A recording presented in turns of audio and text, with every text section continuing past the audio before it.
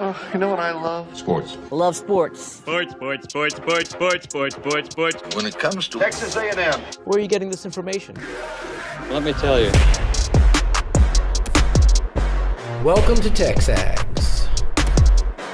TexAgs Live. I feel like I should be listening to the theme song from the Jeffersons. You know, we're moving on up.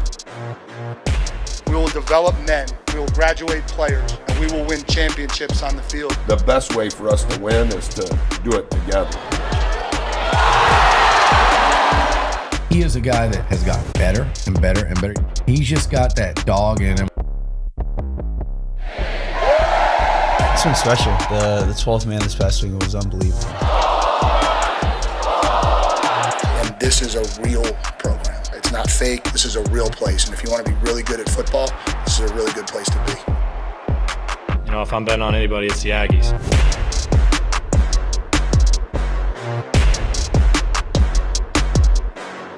So, 3 days in a row of mentioning one of my favorite football players in the NFL, Myles Garrett. Yeah.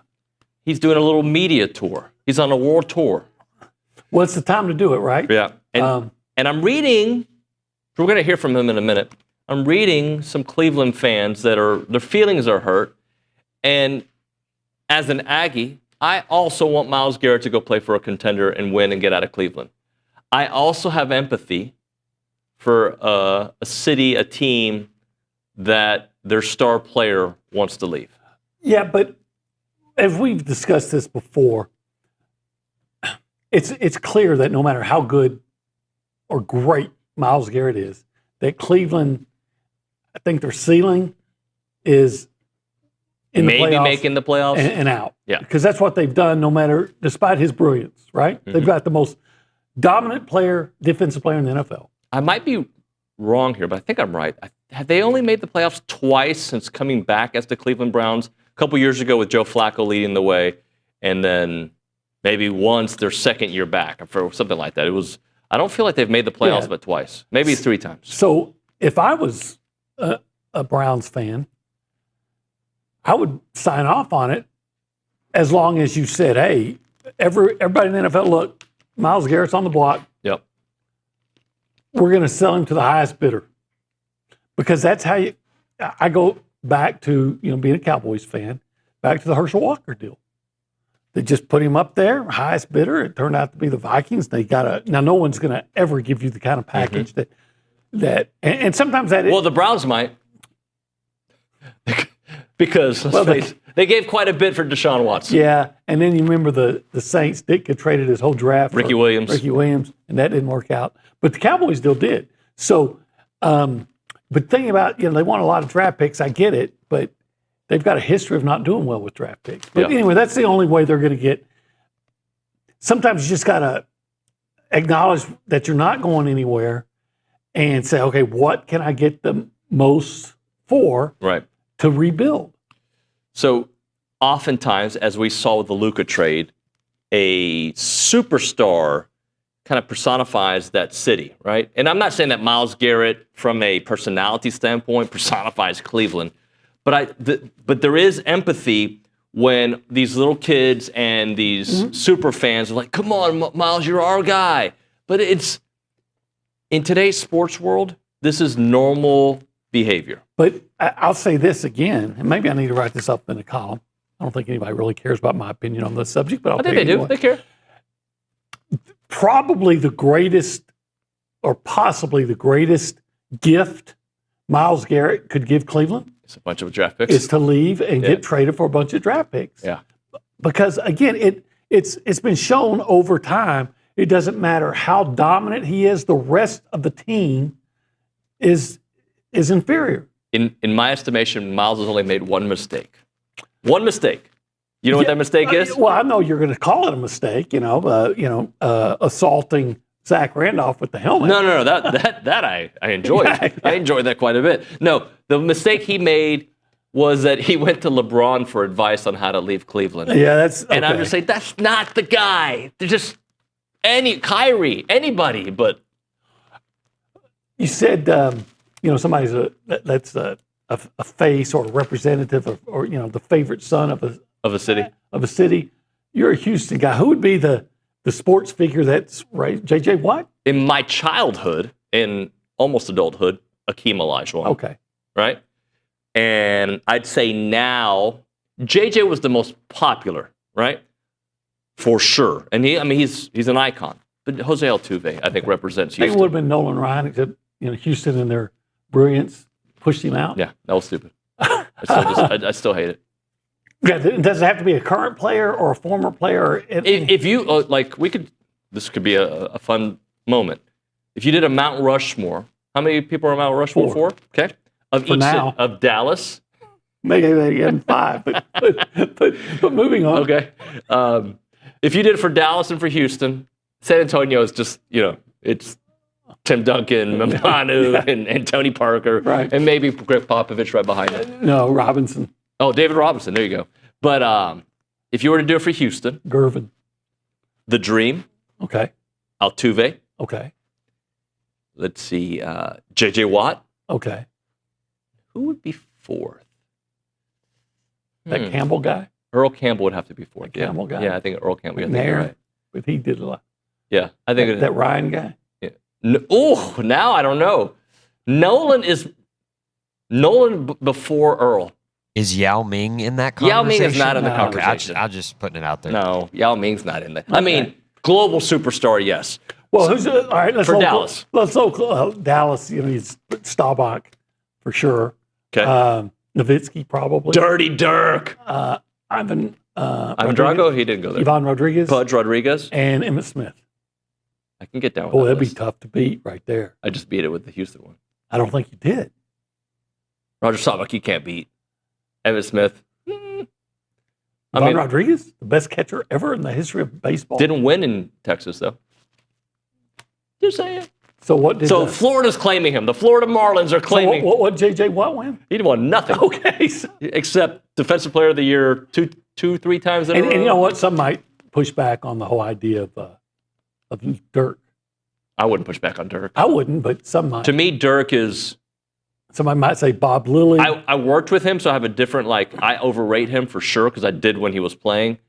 Great guy, great ambassador for the game, and did what nobody thought he could do. All right, so let's localize it. And Aggies, and let's put a rule on it. You can only have 2 football players.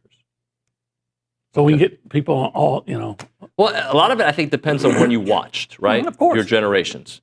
I'm sorry, I hijacked your opening. I like it. So, Johnny Football, right? Yeah, thank you. Sure. Who would be your second football? So would you have to put Crow? He won the Heisman. You got to put John That Crow. win? But I'm saying only he's only 2. Von Miller? Myles Garrett? Stop! Mike Evans? Yeah, that's what I'm saying. And then AC Law. Okay. Right. Okay. Logan Lee. Okay. He'll be on the show later on today. Logan's on Mount Rush less. Hey, I mean, you could do coaches too. Gary Blair, the Dreamweaver, Pat Henry. I mean, those are all champions. Well, Randy Matson, the guy who set the world record. So yeah, there's so many. And everybody's going to have a different opinion, and that's fine. So, anything, Mo?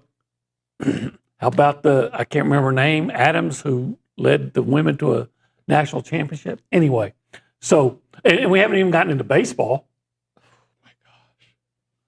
We can do baseball now. That Lavalette guy may be on there. So anyway, that's what Brodiger would be telling us. Grahovac might be on there too. He's on the way he's played early in his career. Right. So just a fun little thing. How did we get there from? I don't know. From Myles Garrett. I like it. Myles Garrett. Yeah. Myles Garrett. Do you want to hear from Myles Garrett? I do. He was on the Rich Eisen show, I believe, yesterday. Here's Myles. Like you said, it's not a decision I take lightly. It took time and lots of conversation, but just looking at kind of the trajectory of the team, talking to some of the higher ups, and I have a lot of respect for them, but I just don't think we're aligned on where the team is going in the near future. And I feel like the window for us as athletes is only so broad, and it only continues to close as years go by with anything be able to happen on that field from day to day. And I want to be able to go out there and compete at the highest levels, day in and day out, and playing for champions, like I said. And this came out of conversations that you had with management. Yes, sir. Already. You've already had those conversations with management. Yes. I mean, we spoke after the season with the exit meeting, and then spoke, a few other times, further down the line. So this wasn't something that I blindsided them with my opinion. I took my time before, stating it outright to them, and then, I released a statement. But I wanted to be able to do right by them because, they've taken care of me for a long time. Cleveland has been my second home, and this community is one that I love. But this opinion is just it's how I feel now. So what happens next? What do you want to happen next? Well, a trade to happen next, but I just want to go to a contender. Just want to go to a contender. Mm-hmm. Yeah, I heard people on the radio today saying, and I hate it. It does make sense though. Saying the best spot might be Washington. Oh yeah.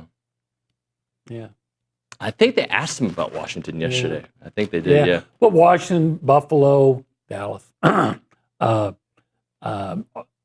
Kansas City. All those teams make sense. Yeah. Johnny Harris yesterday on the show said, as much as the Cowboys sounds awesome, they'd have to get rid of Micah Parsons in that situation. Well, you'd have to, would you? Just because financially, because you already have put so much money into Dat. Yeah, that was a terrible move. Myles is going to make $16 million a year, probably get a new deal, go somewhere else. Yep. You can't just put all your money on those street players. But maybe you get him to take less money to come home. Plus, you say, "Hey, let's set up a." He wants to go to a contender. It's a problem. I had this idea of setting up an endorsement for like resist all cowboy hats, and it could be like a commercial with him and Zach Randolph, and he say, "Hey, try this one on." I like that. You like that? I do like that. Well played. By the way, the name of this show is the TexAgs Live, and we're presented by who? David Gardner Jewelers. We're in the what? We're in the Rollo Insurance Studio.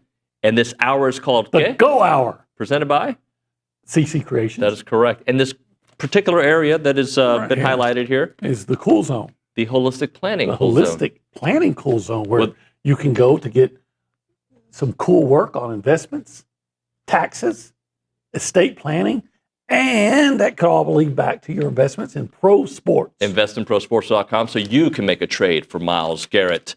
If you want to be a part of the conversation, you can call us up, 979-693-1150. We'll pick it up on the Buppy's Catering hotline. You can text that number as well, 979-693-1150. We go around the room. We say hi to the Nick Savage.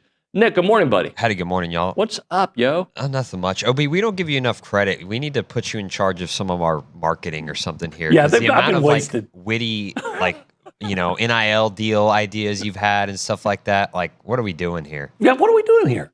Yeah, I feel like I think we figured it out. I kind of feel like Myles. I feel like all my talent's been wasted. You want to be traded? We could set that up. I don't know that there's a taker. I want to go to a contender. Really? There is no other contender. Okay, yeah. You're staying here, all right? You're going to take less money in that scenario. I've already done that. I hope managers are listening. All right, Nick, what's going on? I already asked you that. Tell me something good. Yeah, well, I don't know if this is necessarily good, but, putting together all the graphics for this Missouri game coming up, obviously A&M going on the road, and there's one line in this graphic that kind of scares me. Missouri 15-0 in their home gym this season. So, yeah, that's going to be a big test for the Aggies going up there, and we'll see how they fare in Columbia. They had a good game last night at Tennessee. They were up big. They were up. Then Tennessee came back, and then Missouri came back and had a chance, but Tennessee hadn't made the play. Look, I think A&M in a neutral site, I'm taking A&M. At home, I take A&M. On the road, there are no easy wins in the SEC, especially on the road, and that's going to be a difficult challenge. Yeah, in the next segment, I'm going to kind of go through some metrics just to kind of paint the picture for tomorrow. Saturday. Today's Thursday. Oh, I thought you meant you were going to be drinking, some of your protein metrics. Yeah, that's old. Is that still around? I don't know. I think it's from like the 80s. Didn't Troy Aikman? I think so. Endorse that? Yeah. Which another guy that could be on the Mount Rushmore. I'll give Dallas that. They need to have two Mount Rushmore. They need one for football. You just put running backs. You could just do running backs. Call it Mount More Rush. Mount More Rush. You've come up with this on the fly, or have you used that one? Just on the fly. Look at this guy. Let's go to the Pass rushers as well.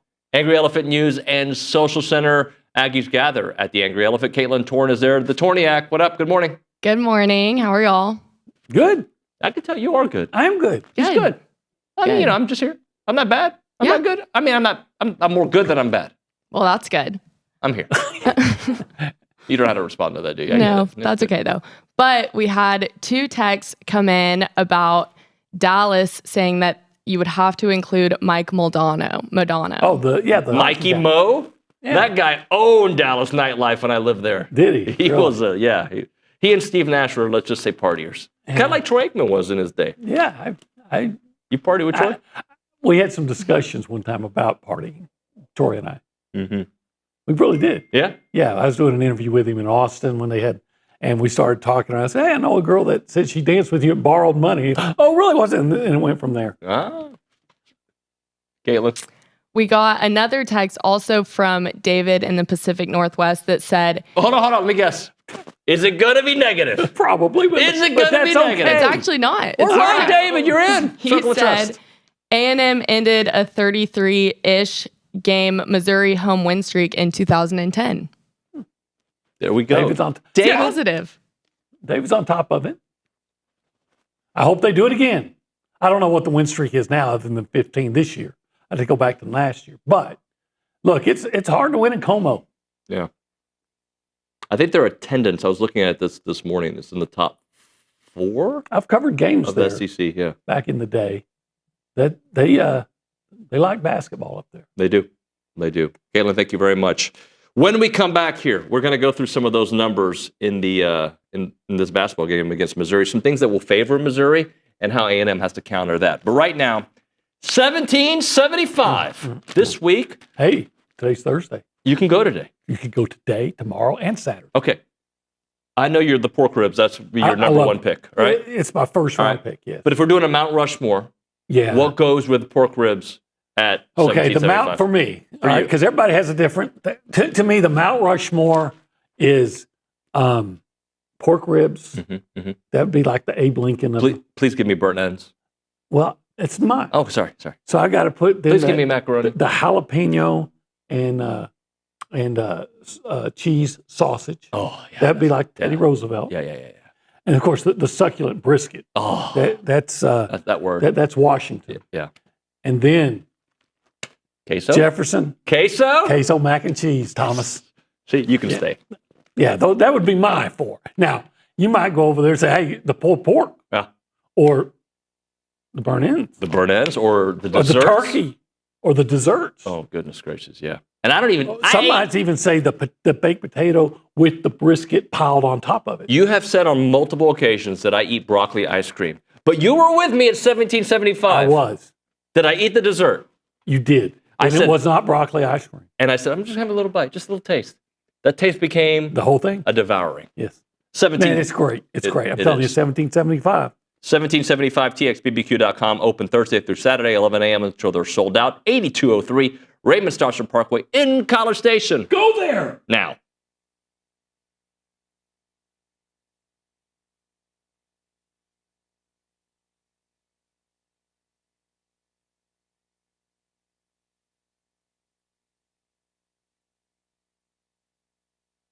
What's up, TexAgs? This commercial break is brought to you by my good friends over at Aggieland Chevrolet, the official automotive sponsor of TexAgs.com and me, Billy Lucci. Greg Gunn is the proud owner of Aggieland Chevrolet and invites you to visit the dealership to experience true Aggie hospitality. From their friendly staff to the experienced service team, Aggieland Chevrolet is TexAgs approved. Check out the dealership off of Highway 6 in Bryan or go to AggielandChevrolet.com and tell them Billy Lucci sent you by.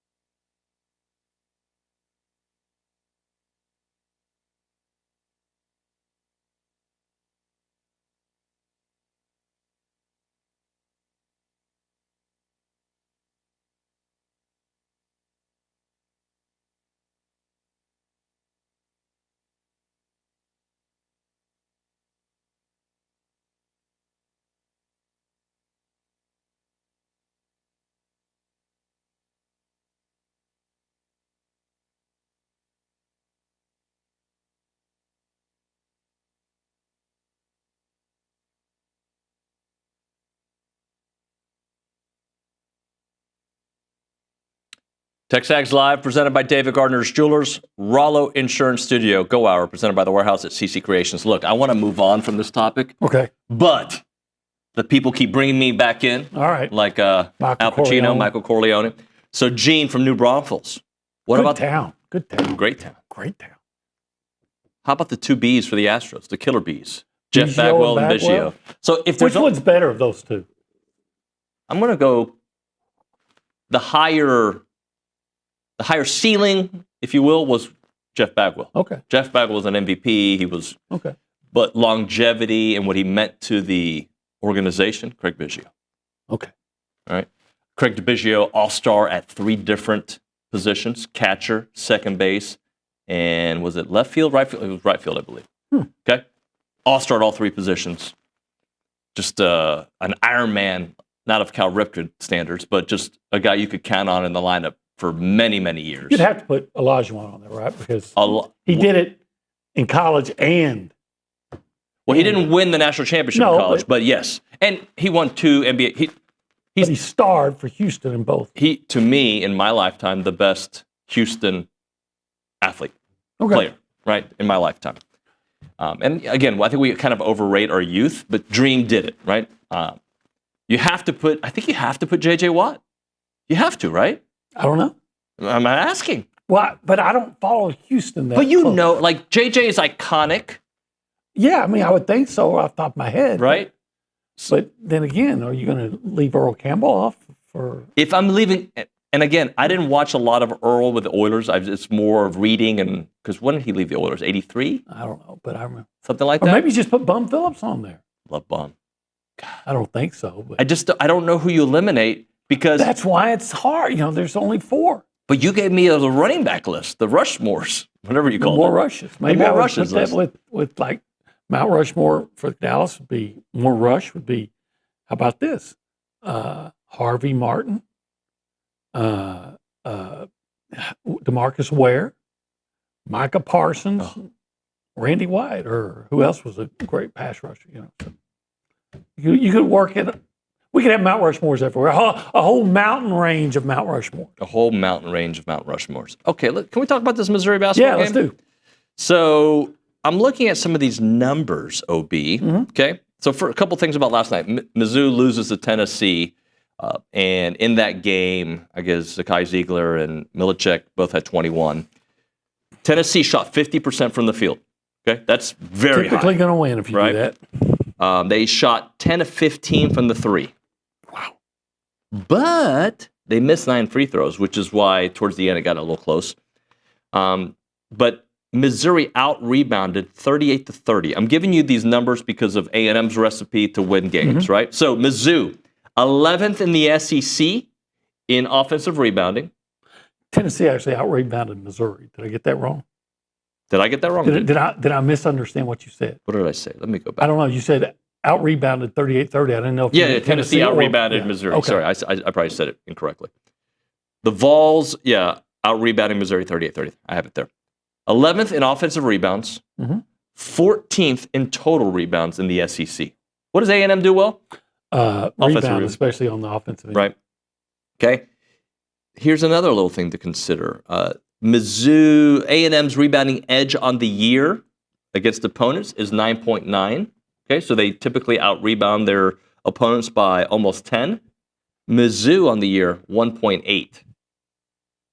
Okay. A couple other things. Yeah. Mizzou, really good at forcing turnovers. Top 5 in the league, 14.68 per game is what they force. I don't think they commit very many. They don't, and they lead the conference in steals. That's concerning. Of course, Tennessee got to the foul line 30 times last night. Yeah, that's a lot. And A&M loves to live at the foul line. So here's another. Who's going to do better at what they do best in that game? A&M. Well, then they win. Here's the one that worries me. If there was one thing that teams do against A&M that worries you, what is it? Gosh, there's probably a couple. I have to knock it down to one. You got to knock one like, it's going to happen again. 3-pointers? Or yes. Yeah. The Goodine effect is what I call it. Yeah. They're tied for the league lead in 3-point percentage on the year at 38%. They average 83 points a game. A&M averages 75. Not that that's necessarily going to be what takes place this Saturday, but the 3-point percentage does worry me. They can shoot. Now, to me, what worries me is more the third guy or the fourth guy who shoots, not necessarily the top guys, because I think A&M does a really good job of neutralizing top scorers often. I think as somebody that's watched A&M play so often, the thing that I would be most curious about, concerned about, is the one you mentioned. They force a lot of turnovers. A&M, quite frankly, sometimes they commit a lot of turnovers. Yeah. So don't want to give them extra chances to shoot those threes.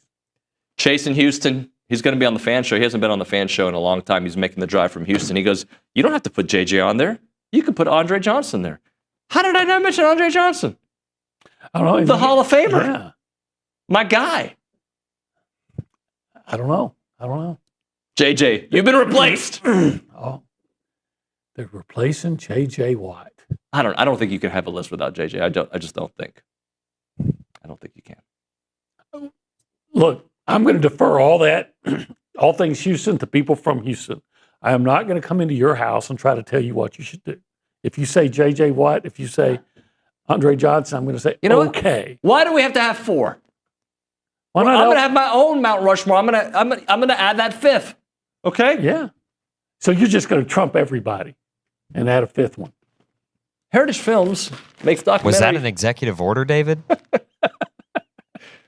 Give me the Sharpie. I'm signing. All right. Oh, gosh. Heritage Films. You know about Heritage Films. I do know about them. You know, they'll do a story on you. If we did a Heritage Film on Olin Buchanan. Yeah. White Oak legend. No? Yeah. No? I'm not a legend. The story would start in the 1960s? In White Oak? Its stories start about 1978. 1978. I think that's when we moved to White Oak. Okay. 78. And then we could journey through the Austin American Statesman. Yeah. To Rivals. Yeah. We can tell that story. To meeting Irma, Quinn, TexAgs, Nashville, Houston, College Station. What a story that could be. I just wanted a dance, and I got a mortgage, a son, and a wife. What a great dance that was, my friend. It was a long dance. It was a very long dance, still going, and we could tell OB's story by a Heritage Film, 2-hour documentary film about people's lives. And just getting to know it in a Netflix-style documentary. It is Heritage Films. The website is yourheritagefilm.com, yourheritagefilm.com, 713-893-8341, 713-893-8341.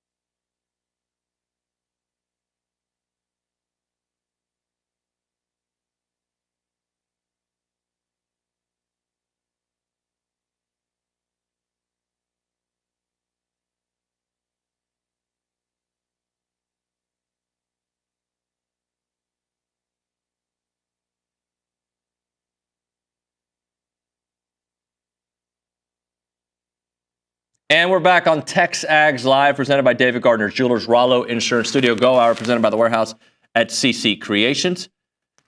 If we can turn on your microphone, Mr. McGee, apparently it's not turned on. Our QB1 from Paragon Financial here on the program, Esteban. I'll help you if you got it. There we go. How are you, sir? Fantastic.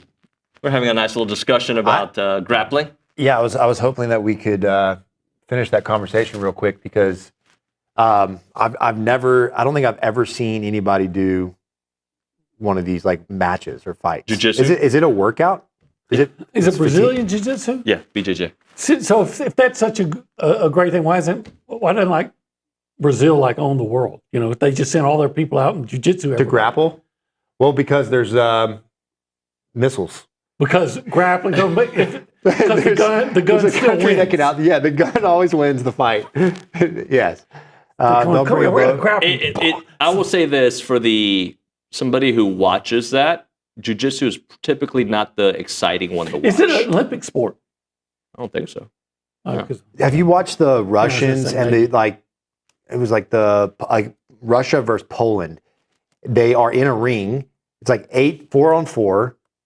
They all just go at it. I think it's UFC, but they can like punch, kick, do whatever they want. And then they just tap out, and then they just start ganging up on the ones left. I haven't seen that. You have not seen it? No, I got to watch this. It's definitely not UFC. No, UFC is one-on-one.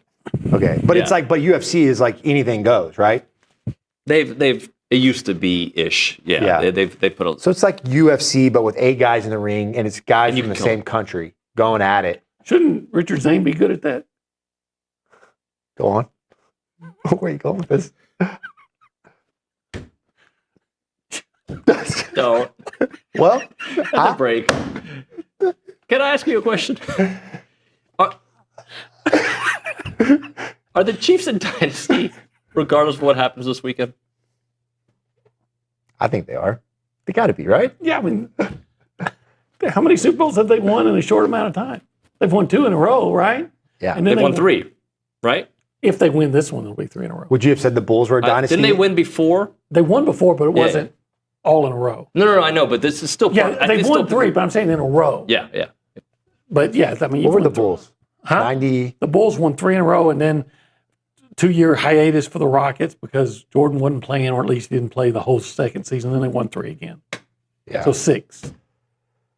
Yeah. That's the last legit dynasty, I think. Well, the Yankees were towards the end of the 2000s.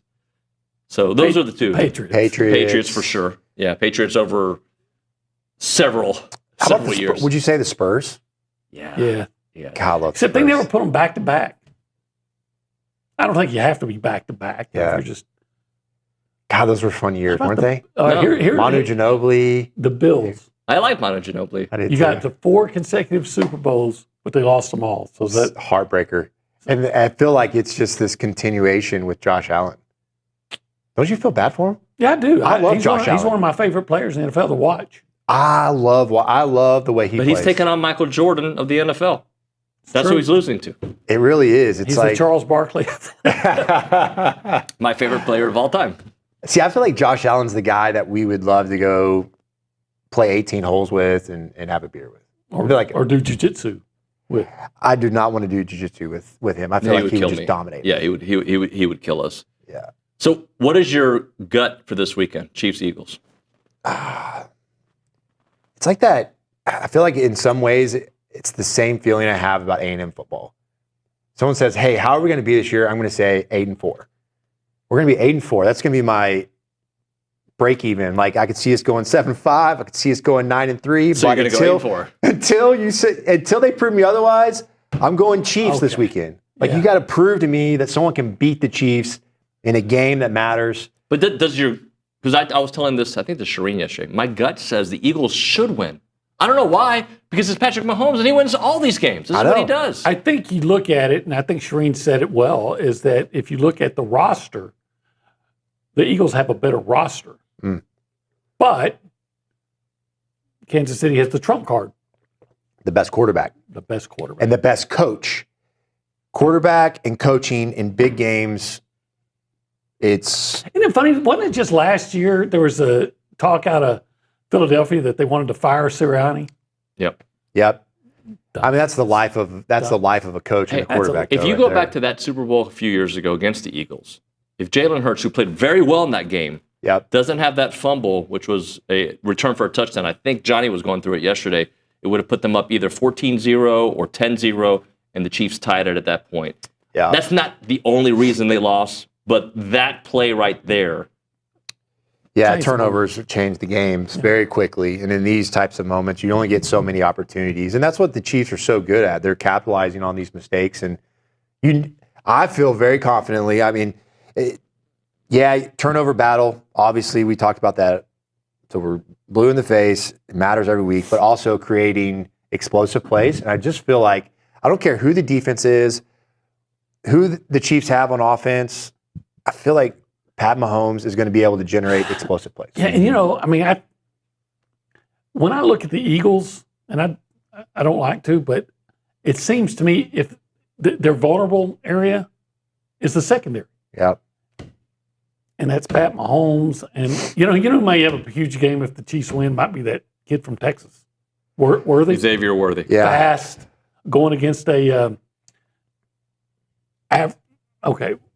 sometimes vulnerable secondary, and got Pat Mahomes finding him. You got to account for the tight end. Yeah. So all of a sudden, the fast guys open a lot. Are you a fan of this Taylor Swift stuff? Of her music? Everything is about her and Travis Kelce? No. Yes. No on everything. I could have just answered that with a no. I didn't even have to say. Yeah. Because if you meant the music, I could have said no. If you meant the drama, I said no. Just so no does that words. mean that you're Spotify and Taylor Swift when you're doing never. your jiu-jitsu? But my daughters love Taylor Swift. So that's a hard no for me. Like, I'll listen to Elsa. My wife was laughing the other day. You were driving down, and Elsa comes on. It's on my favorites list on Spotify. I'm okay with that. Taylor Swift, there's a hard line for me, and I'm over it. I want, and you know me, no one hates the Eagles more than I do. I despise them. But I almost want the Eagles to win because of that. Yeah, because of that. I want it to go away. But isn't it interesting that, like, Patrick Mahomes, at some point people are going to turn against him, right? But the thing that people don't like about Patrick Mahomes has been his brother and at times his wife. I love Pat Mahomes. Mahomes, except what he's been doing lately to try to whine all the time. That's kind of putting, and then trying to draw the penalties, and then he's getting the penalty. I think that's what is wearing on people. You can appreciate the greatness, but then you're great enough on your own. You don't need to be whining for calls and then getting calls that clearly aren't there. That's the Texans. Yeah, I liked him in the quarterback episode on, what was that, Netflix? On Netflix, that was a cool show. I mean, now to your point, it's the people around him that are the ones that most people don't like as much. But can I change something just quickly? You were talking about what you listen to. Isn't it funny when you become a parent, how your listening habits change? How did yours change? Oh, God, I'd be driving down the road with the Wiggles playing, and after a while, I'd say, "Shh, I like this one." I mean, like Wiggles. Fruit salad. It is true. It is convertible Beamer. Listen to the Wiggles. Yeah, I went from a lot of. What do you got? What do you listen to when you go to Baton Rouge and hang out? And, I'm like, probably. What are y'all putting on the? Probably Outlaw Country or Jimmy Buffett. Oh, of course you are. Of course I am. I love. Because I'm an outlaw. Yeah. He is an outlaw.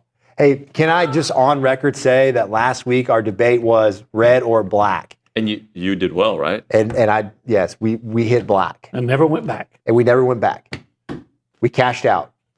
All right. All four of us. It was a good day, right? All right. How much you win? You want to tell us? $100. Okay. $100 is great. We put $400 on the table, one roll. The guy just opened up the table. We're waiting. My buddy had to turn off his video, unfortunately. Yeah. Of course. And then we hit. And he said, "Yeah, go ahead and cash those out for me." Holy smokes! I had a good day at the tables in Lake Charles on What'd you do? Friday night. Blackjack? Yeah. Are you a craps guy? I think I was blackjack. Yeah. Won a couple $100. Nice. Yeah. Good day. The most important thing there is, the duration? Did you get free entertainment for a long period of time? See, that's I was betting. I was gambling with my son for the first time. He's just turned 21, so it was a great father-son night. Plus, I was winning money. Yeah, exactly. I mean, it's like free entertainment, and then sometimes you get paid to do it occasionally. Yeah. Yeah. Do you spend a lot of money gambling? In my life? Yeah. I've done a couple Super Bowl squares. I could answer that for you too. Next trip, we're gonna Super Bowl squares. Come on, let's go. Everyone's like, "Hey, will y'all buy some Girl Scout cookies or some squares for my daughter?" $10? I'm in. I'll do 2 squares. That's it. Is there any science to Super Bowl squares? No. It's just random luck, right? I mean, like you're not picking the 7 and the 3s. In 40 years of playing and I've won once. And I can tell you, I had 0-0 in the first 49ers Bengals Super Bowl. I had 0-0, and the score was 17-0 with like the Niners had just scored, and there was 10 seconds left in the half, and they squibbed it, and the Bengals botched it. The Niners recovered and kicked the field goal. That's the only time, in the craziest way ever. That's the only time I start 20 and 60 in 43 years. I've won once on the squares, and that's how it was. I don't think I've ever won on the squares. Yeah, I haven't either. Yeah. But I also don't play. I've done it twice. Well, that's pretty much gives you a pretty good indication that you're not going to win it. Exactly. I'm out on that one. I want to at least feel there's some level of skill, even though we know it's like, probably not a lot of skill in this game. Let's hit a break. We'll come back with a buy, sell, lease on dynasties. All right? The TV show, your favorite show of all time, OB. Hey, I'm buying Linda Evans. Brazos Running Company time. Now. Locally owned and Aggie operated, running a store with an outstanding selection of all the shoes you're looking for. They've got Brooks, they got On, they got Hoka, they got all the top brands. When you go there, New Balance, you'll find the shoe that you're looking for. This past weekend, they had a warehouse sale. It was great. I know a lot of people that get to stock up on shoes. If you're a runner or a walker or interested in fitness at all, the right shoe makes all the difference. And at the Brazos Running Company, they're going to find that right shoe for you. Remember, they have Viore, they have Duck Camp, they got the Turtle Box speakers, which are the best, and Stanley Cups. The Brazos Running Company, located at Century Square below the Star Cinema Grill in College Station.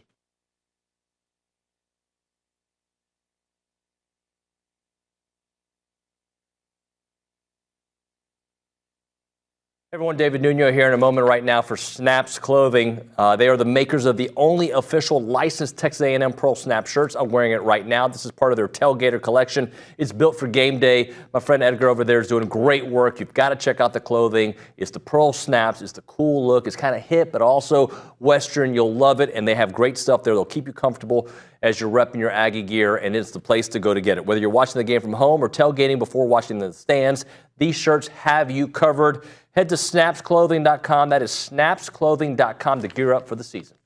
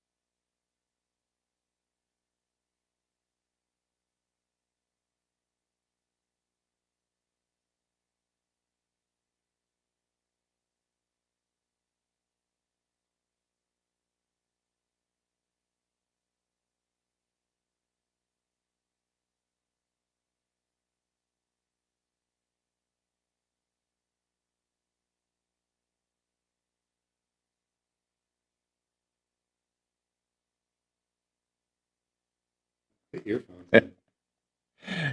can't hear it, can you? No, thank God. TexAgs Live. OB, can you hear that? Yeah, it sucks.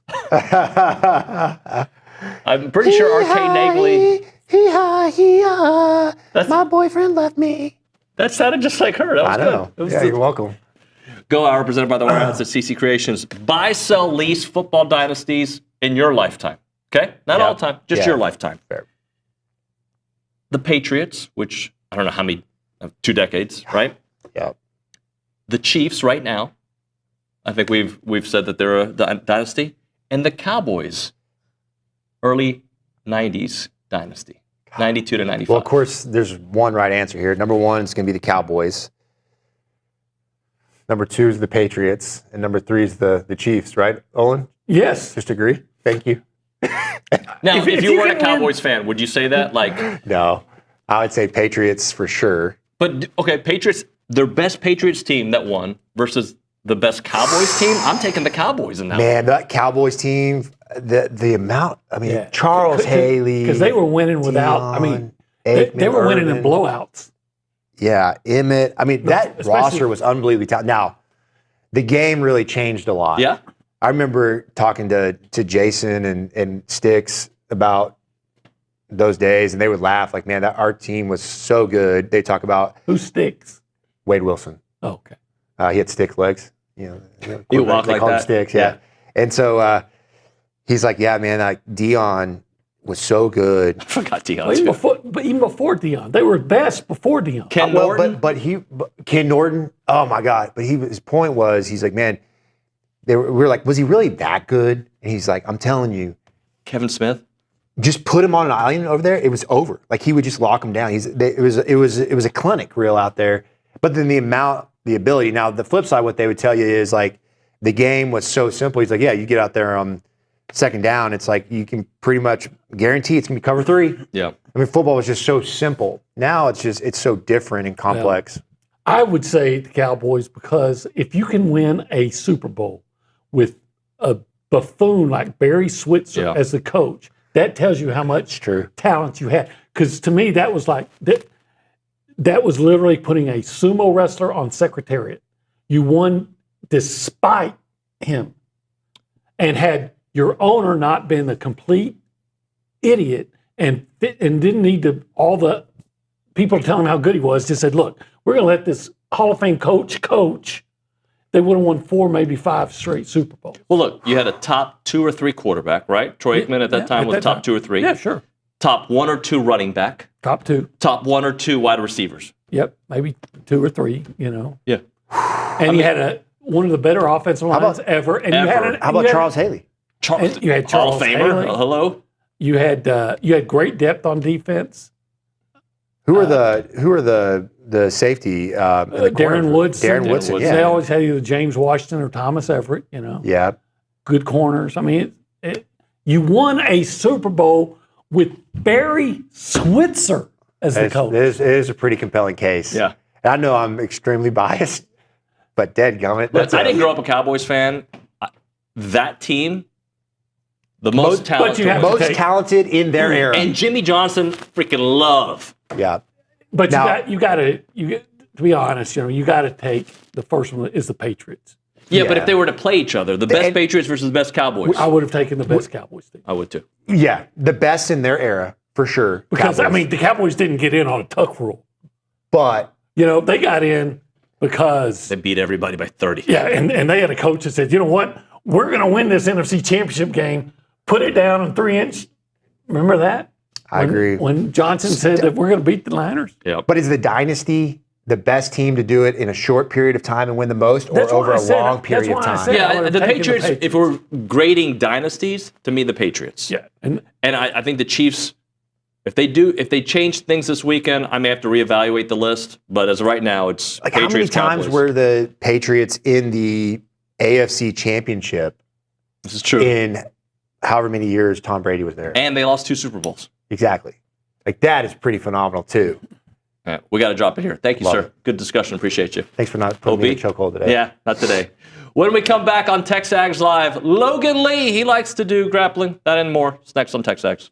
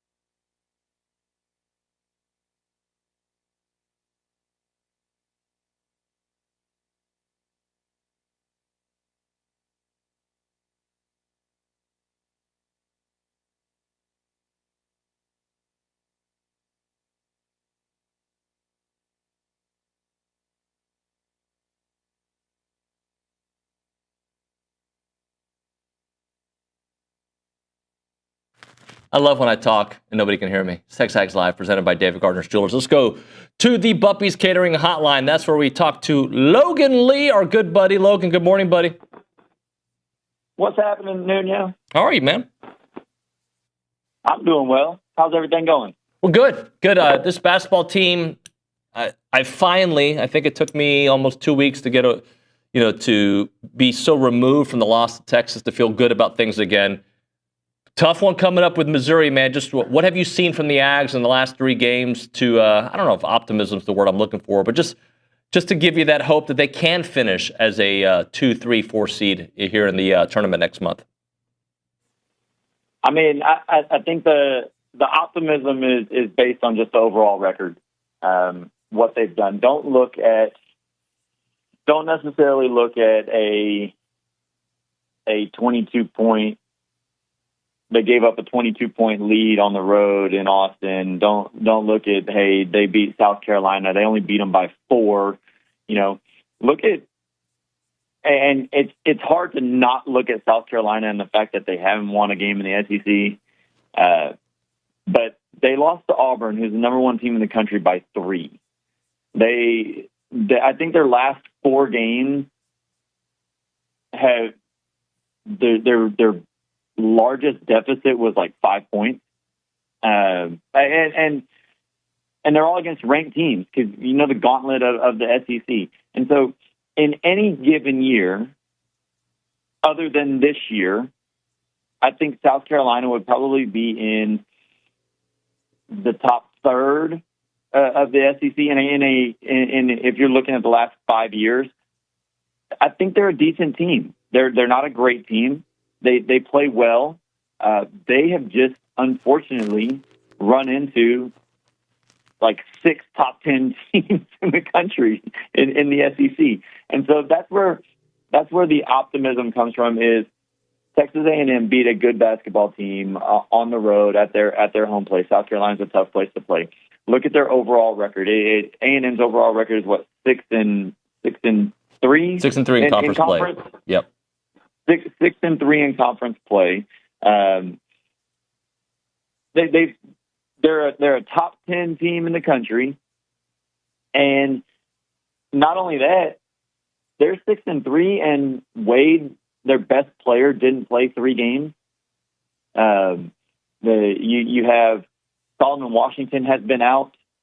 You've battled through some big injuries, and you're still 6-3 and number 10 in the country. Now, do they have things to work on? Yes, absolutely. They have things to work on, but they have stayed true to who they are: offensive rebounding, strong defense, elite defense, elite rebounding, and that has gotten them to this point. Looking forward to Missouri on the road. Missouri, again, a tough place to play. Number 15 in the country. After a bye, my worry is they're probably going to have to knock some rust off, and they've had some slow starts that have gotten them into holes. They've been able to dig out of most of those holes, but you can't have a slow start and dig a very big hole against a number 15 team in the country on their home court. So Saturday is going to be a big game for them in regards to, man, they've got to have a strong start, and they can't be rusty. Logan, their 5 losses this year are all quad 1 losses. They're 5-0 in quad 2 games and 5-0 in quad 4 games. They haven't had a quad 3 game. So their losses have come to elite teams from the quadrant 1 point of view. They are, 7-5 in quad 1 games. They're 12th in strength of schedule. And they average projected seed, if you look at a bunch of the bracketologists, is the 3 seed. Yeah. I love it. Nuño, tell me that you wouldn't take that right there if someone told you at the beginning of the season, even though we knew how good this team could be, that you wouldn't take everything that you just said, bar none, hands down, before the season even started. 1,000%. Plus, I will add, for some of those games, your best player did not play. Absolutely. Yes, I'm taking it right now. Like if that is the option, that is exactly what I would have said. Yes, right there. That is best case scenario, given the fact that your best player is out, you've had Solo has been injured, you've had to battle through some things.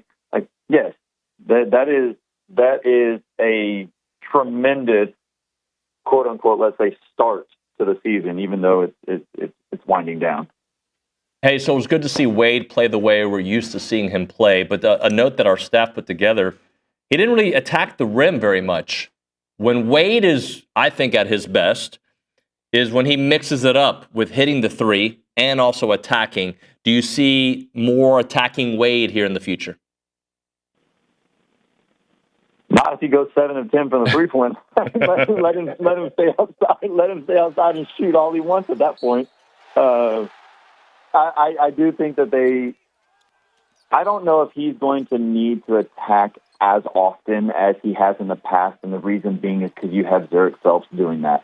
You have Manny getting into the paint. If Manny's going to be the second half season Manny that we know happens, then he's attacking. So I think that balances out the offensive threat around the perimeter.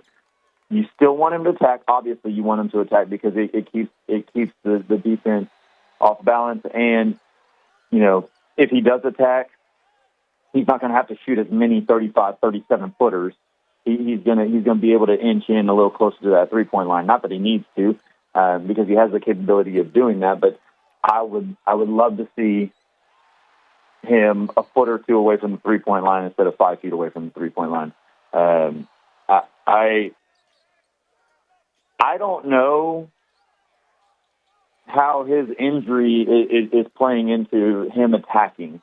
I think he looks good. I think in the South Carolina game he looked really well. He looked a little more explosive on that first step than he had in the previous 2 games. And so I think it's getting better, but I'm not sure exactly where he is. Everybody at this point in the season right now is a little banged up, and so that may be playing a factor. I don't know. Logan, I remember about a year ago, maybe it was 2, that we talked about one thing that I wanted to see more from Wade was the ability to catch and shoot as opposed to have to dribble every time into a shot, more Steph Curry-ish, if you will, not that he's that level shooter. And I've seen it this year where he is catching and shooting a little bit more often. Yeah, that happens when you got a guy like Phelps that can create, that can turn the defense's heads for half a second, and he gets a little more time. I think he's a little more comfortable doing that. He doesn't feel like he has to come off a ball screen or he has to create his own shot. He has that ability to catch and shoot because there are more offensive threats. I also think that's the Pharrell Payne factor. They've been able to throw the ball in the post, not often, but even a handful of times each half makes the defense wonder, okay, is he going to score? Do I need to go help my big in the paint? Do I need to rotate? What does that do? And Pharrell Payne has done a good job of not only catching and drawing the eyes of the defense, but I think he's a really good passer. He makes some pretty good decisions when he has the ball in the post, and that helps. If you can have a good kick out, whether it's a skip pass, a cross court pass, or right back to the guard who passed it into you, that makes the defense a step slower. And whether it's the first pass, the second pass, or the third pass out of the post, the defense is still slower in rotation, which gives Wade much more time. Really, truly, and honestly, all he needs is an extra half second, and you're going to shoot 7. He's going to shoot 7 of 10. That extra half second gives him the capability to shoot like he did against South Carolina, and that's huge for A&M. Logan, Zurich has been struggling, though, the last few games, and really a lot of SEC play outside of the Oklahoma games. Is he pressing? Is he trying to do too much? What are you seeing from Zurich that gives you maybe a little bit of hope that he can figure things out soon? I think I think the staff is going to make him figure it out pretty soon. I saw it one time in the South Carolina game before the camera kind of went into a break at a timeout.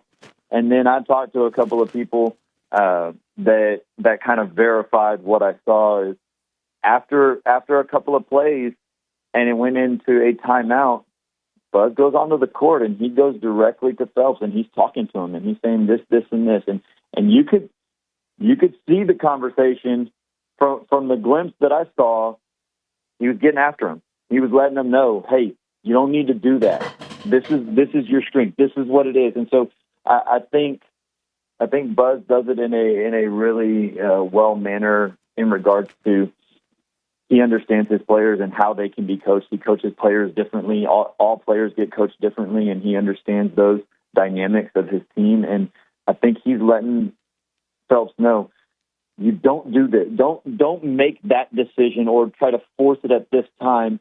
You're good enough to wait and do it here or find the spot and pick and choose there. And so I think I hadn't seen that before, partly because Wade had been sitting out and Phelps was required to do a lot. And when you are picking up the slack of your team's best player, you're allowed a little leeway, and the coach gives you some leeway to make a couple of mistakes here and there. But now that Wade is back and he's feeling good, like that's the thing. Like you've got to learn your role again. And I think Buzz is getting into him, and I would expect that Phelps really comes along and finds his way.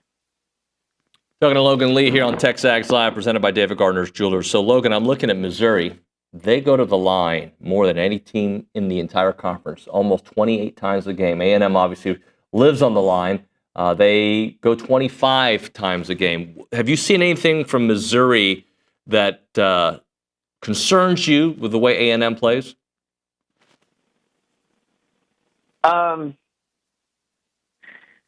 I think it's aggressiveness versus aggressiveness, and but the way that A&M plays defense is all predicated on forcing people to a particular spot and allowing them to get to a spot, but then there's help defense. So it's not necessarily a one-on-one. It's everybody rotates at the same time. It's a team game, and there aren't many teams that move as fluidly as a team as A&M does on defense. And so I think while A&M does have a tendency to rack up some fouls here and there, I think their scheme and the way they work as a team will not put Missouri at the line as often as they probably do. Now, that's not to say that Missouri isn't going to go to the line and shoot free throws. That's part of their game. That's what they do. They force teams into doing that. Just like A&M, a scouting report says they're going to crash the offensive glass. You can practice for it all week, and they're still going to grab offensive rebounds. You're going to practice for Missouri all week because they have a bye, so they can practice for it all week. But they're still going to go to the line. I don't think that that's going to. They're going to change that fact, but I do think they will minimize it. And in regards to some worries, my only worry right now with this team is coming off a bye week and having some rest and getting a slow start. I am fearful of a slow start on the road against Missouri, especially a top 15 school, top 15 team, and you're on the road at a tough place to play. That could be a recipe for some struggles, and that's my worry. That's my worry in this game. Talking to Logan Lee here on TexAgs Live. How about the resurgence, if you will, of Henry Coleman? He's had a nice season, but these last couple of games, being ice at the end of them, hitting free throws, something that I don't really think about Henry when it comes to free throws, but he's been solid. He's been playing great, and with Solo out, he's had to really kind of step up again and be the Henry that we kind of remember from a couple years back. Man, I love the way that he's grown this year. Last year and the year before that, his weakness was if there's anybody taller than him or a little longer than him, he was going to fade away or not get the ball even above the basket. This year, he's dunking off his vertical. He's being aggressive to the rim. He's shown that he could put the ball on the floor and get to the bucket from the high post. his defense has always been good, but I think he's increased his lateral mobility and is able to guard better on the perimeter. You talked about his free throws and making them in the clutch. You know, we never would have said that coming into the season, and really probably not even at the beginning of the season. But he has continuously improved, and one, I like the kid. He's awesome. Ran into him out in the community the other day, and he came up to me, and that's the thing that I like about this team outside of the basketball court that we haven't really talked about is they're all good guys. Like, this team is a good team, but they have good guys, and that's hard to find as well. There are a lot of guys out there that can light it up on the court, and then they're turds off the court. I like these guys, and the reason I bring that up is just because Henry is one of the best, and it shows. And I'm proud of him. I'm happy for him that a good guy like him can also find some success in his veteran years at a basketball program. Logan, I'm glad you brought that up because I've been saying for a couple of weeks that, and then somebody kind of chimed in on the text line last week, and I understand what their point was. He's like, I don't care if they're good guys. We got to get past that. I just want to win. And I think that was kind of my point. This team wins with good guys. A lot of times when you talk about choir boys, quote unquote, you know, you don't think about a team that can make a run to the Sweet 16 and the Elite Eight and the Final Four. That's what I think makes this team kind of. We've watched this team grow up the last few years, and in a world of college sports where people are leaving, this team has been homegrown for the most part, and the transfers that have come in have felt like they're part of the homegrown talent that's here for the last couple of years. Absolutely, I think there's been a very pointed conversation within the staff of who they bring in and what positions of need, but also how are they off the court. And look, I am the first one that's going to say, look, just win. Yes, I want good guys here. I don't want turds. I want to win. But it is a cherry on top to have a good basketball team and good human beings on the roster from 1 to however many they have, 18, however many they have on the roster. That's just a plus for me. And the reason I mentioned that is simply because I was going to say I'm proud of him. I'm proud of him sticking to who he is on the court, off the court, and still developing and still growing and being able to be a little more consistent on both offense and defense for what this team needs. Logan, great stuff, brother. Thanks so much for your time. We'll talk to you next week. Absolutely. Have a good one. Hey, we're changing next week, right? Yes, sir. We're changing. I'll shoot you an update before we get there. Awesome. We'll see you. See you, man. Logan Lee there on the Buppy's Catering Hotline. The reason we're changing is baseball season starts, right? So with softball starting this week and baseball, we're just kind of having to rearrange some of our guests. So Logan will still be with us on Thursdays, I think just at 10 o'clock, I believe. I have to go back and check, but he'll be on with us still. Right now, we're talking about the Association of Former Students. If your business or your organization is looking for an opportunity to engage with Aggies, you need to check out the Association of Former Students that put Aggies of all ages together during their marquee events. We're talking about the All Aggie Hullabaloo, Aggie Rain Day, The Gathering. They all welcome tens of thousands of guests, and there are many sponsorship and vendor opportunities to get your brand in front of those attendees. These events offer a wide variety of both digital and in-person options to help promote your brand. And they include title sponsorship, naming, on-site presence, activation, recognition in social media posts, and much, much more.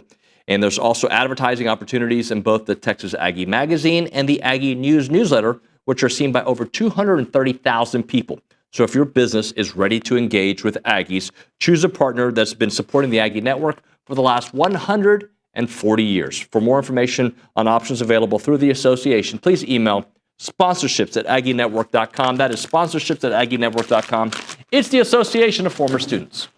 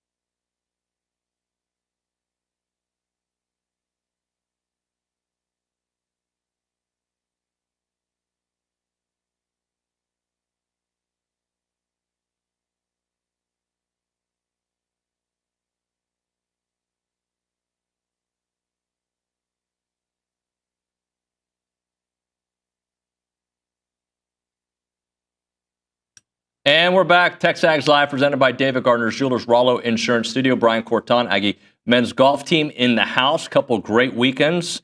How are you, sir? I'm pretty good. Yeah? Yeah. Let's talk about the Sea Best Invitational. Had some really nice outings. Yeah, I mean, whenever you leave town and come back home with some hardware, it's a good trip. So a good way to start the spring for sure. A lot of good performances. Guys did a great job.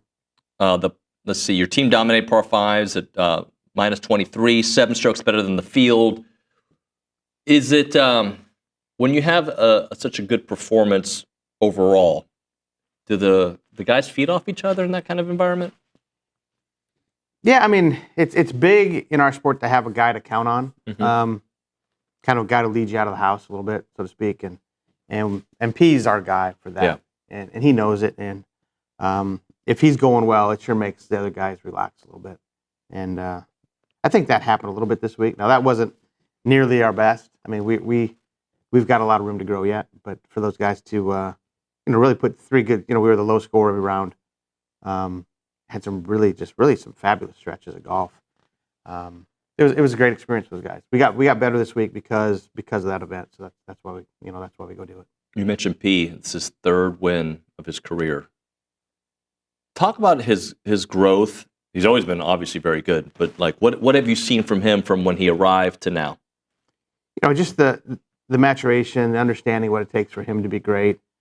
He works at it a little bit differently. I mean, he's a real focused guy when he works on it. And really, I mean, the better he's got at not being so hard on himself and allowing himself to make a mistake here and there, the more his production has come up.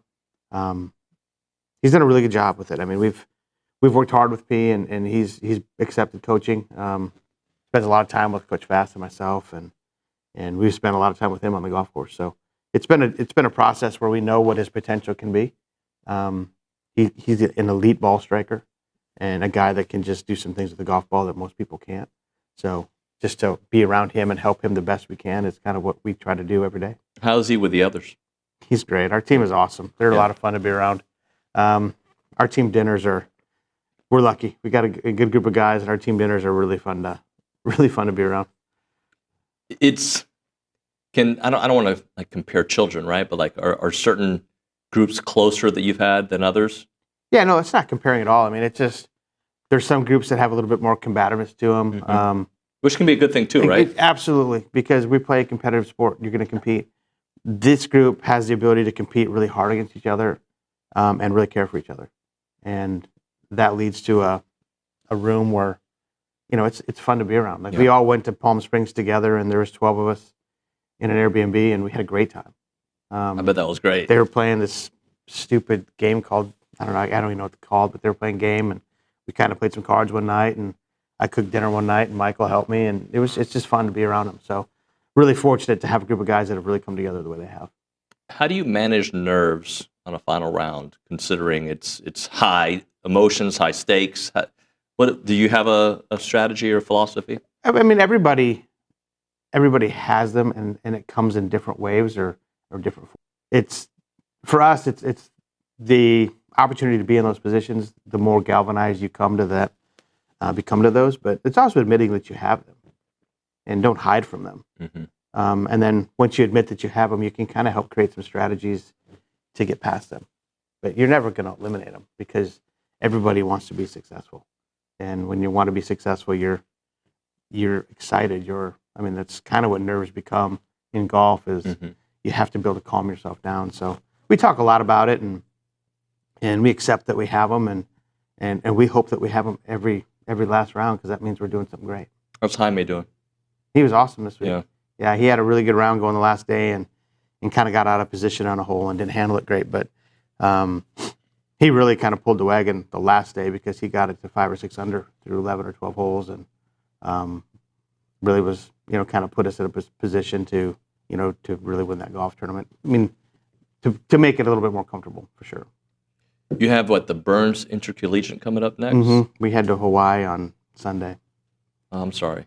Yeah, we go every year. I was gonna say. I mean, And everybody always wants to join us on that trip. That's interesting. Yeah, I was going to say maybe weird. Billy wants me to go and Can do some live feeds from Hawaii. Yeah, Time difference is a little rough though. I'll figure it out. I'll be all right. Yeah, you can figure it out. But we go to Kauai. It's a nice field. Our fields will continue to get stronger as the semester goes on, kind of by design. We've got some real strong ones coming up, and then we kind of over break. We've got one where a bunch of guys go play. That's maybe not as strong, and then we finish with some strong ones. So this was a great start this spring. Our guys did a heck of a job. Do you feel like this group can win different ways?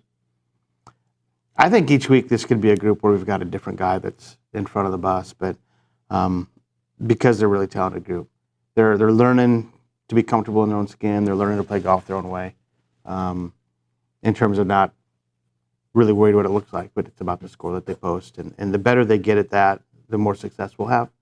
Because we're not like a group of guys that you'd line up and go, man, those are the prettiest golf swings we've ever seen in a group of guys.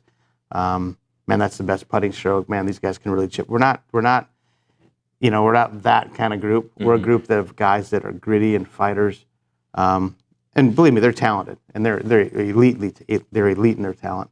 But they figure out a way to play golf their own way, the best way they can, and we strategize to that. They're really good at what they do.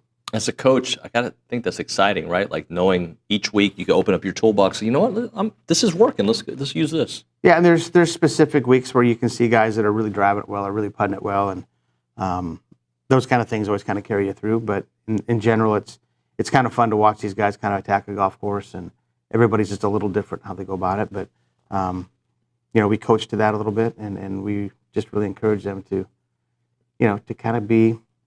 Kind of play a little bit chip on their shoulder. So Hawaii next. Give me the next month. What does it look like?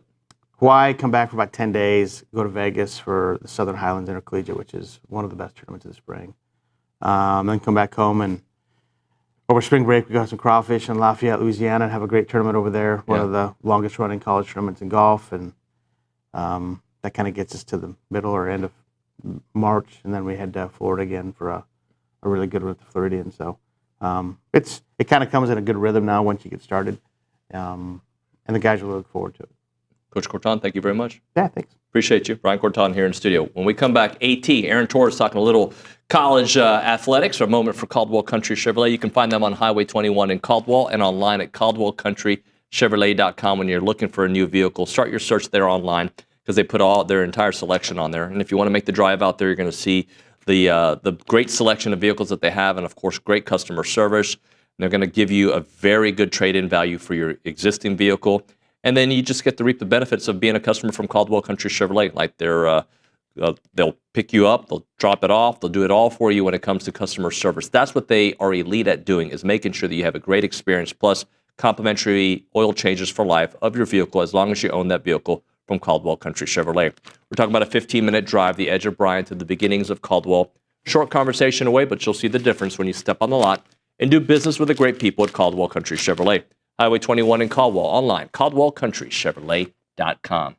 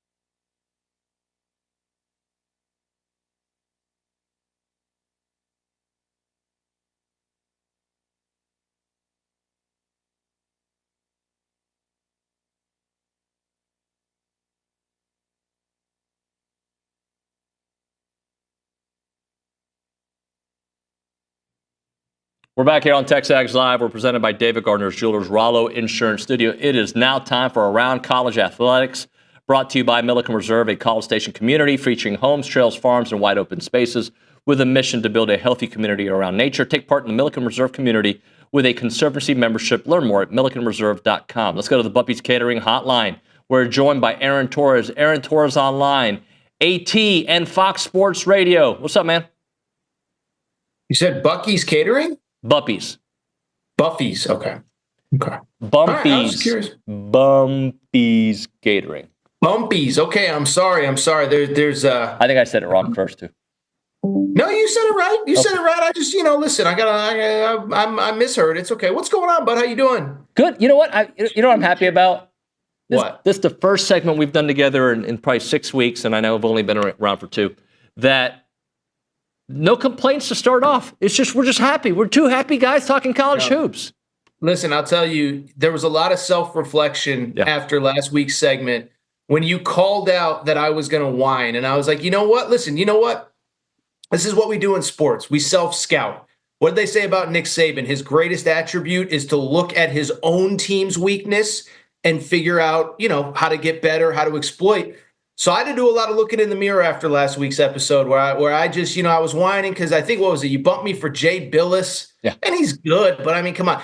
But, it made me realize, like, you know what? I don't want to be the whiny guy. And then TexAgs is like, you know what? He's too whiny. We don't need him on our show anymore. And so I did some self-evaluating, some meditating. I went to a quiet garden and new week, new Torres. And I'm just, I'm Mr. Positivity now. So in all seriousness, I apologize because I don't want to be the whiny guy. But yeah, a lot of self-reflection the last couple of weeks. Couple things I do know about you. You actually do self-reflect because we have conversations, as I do.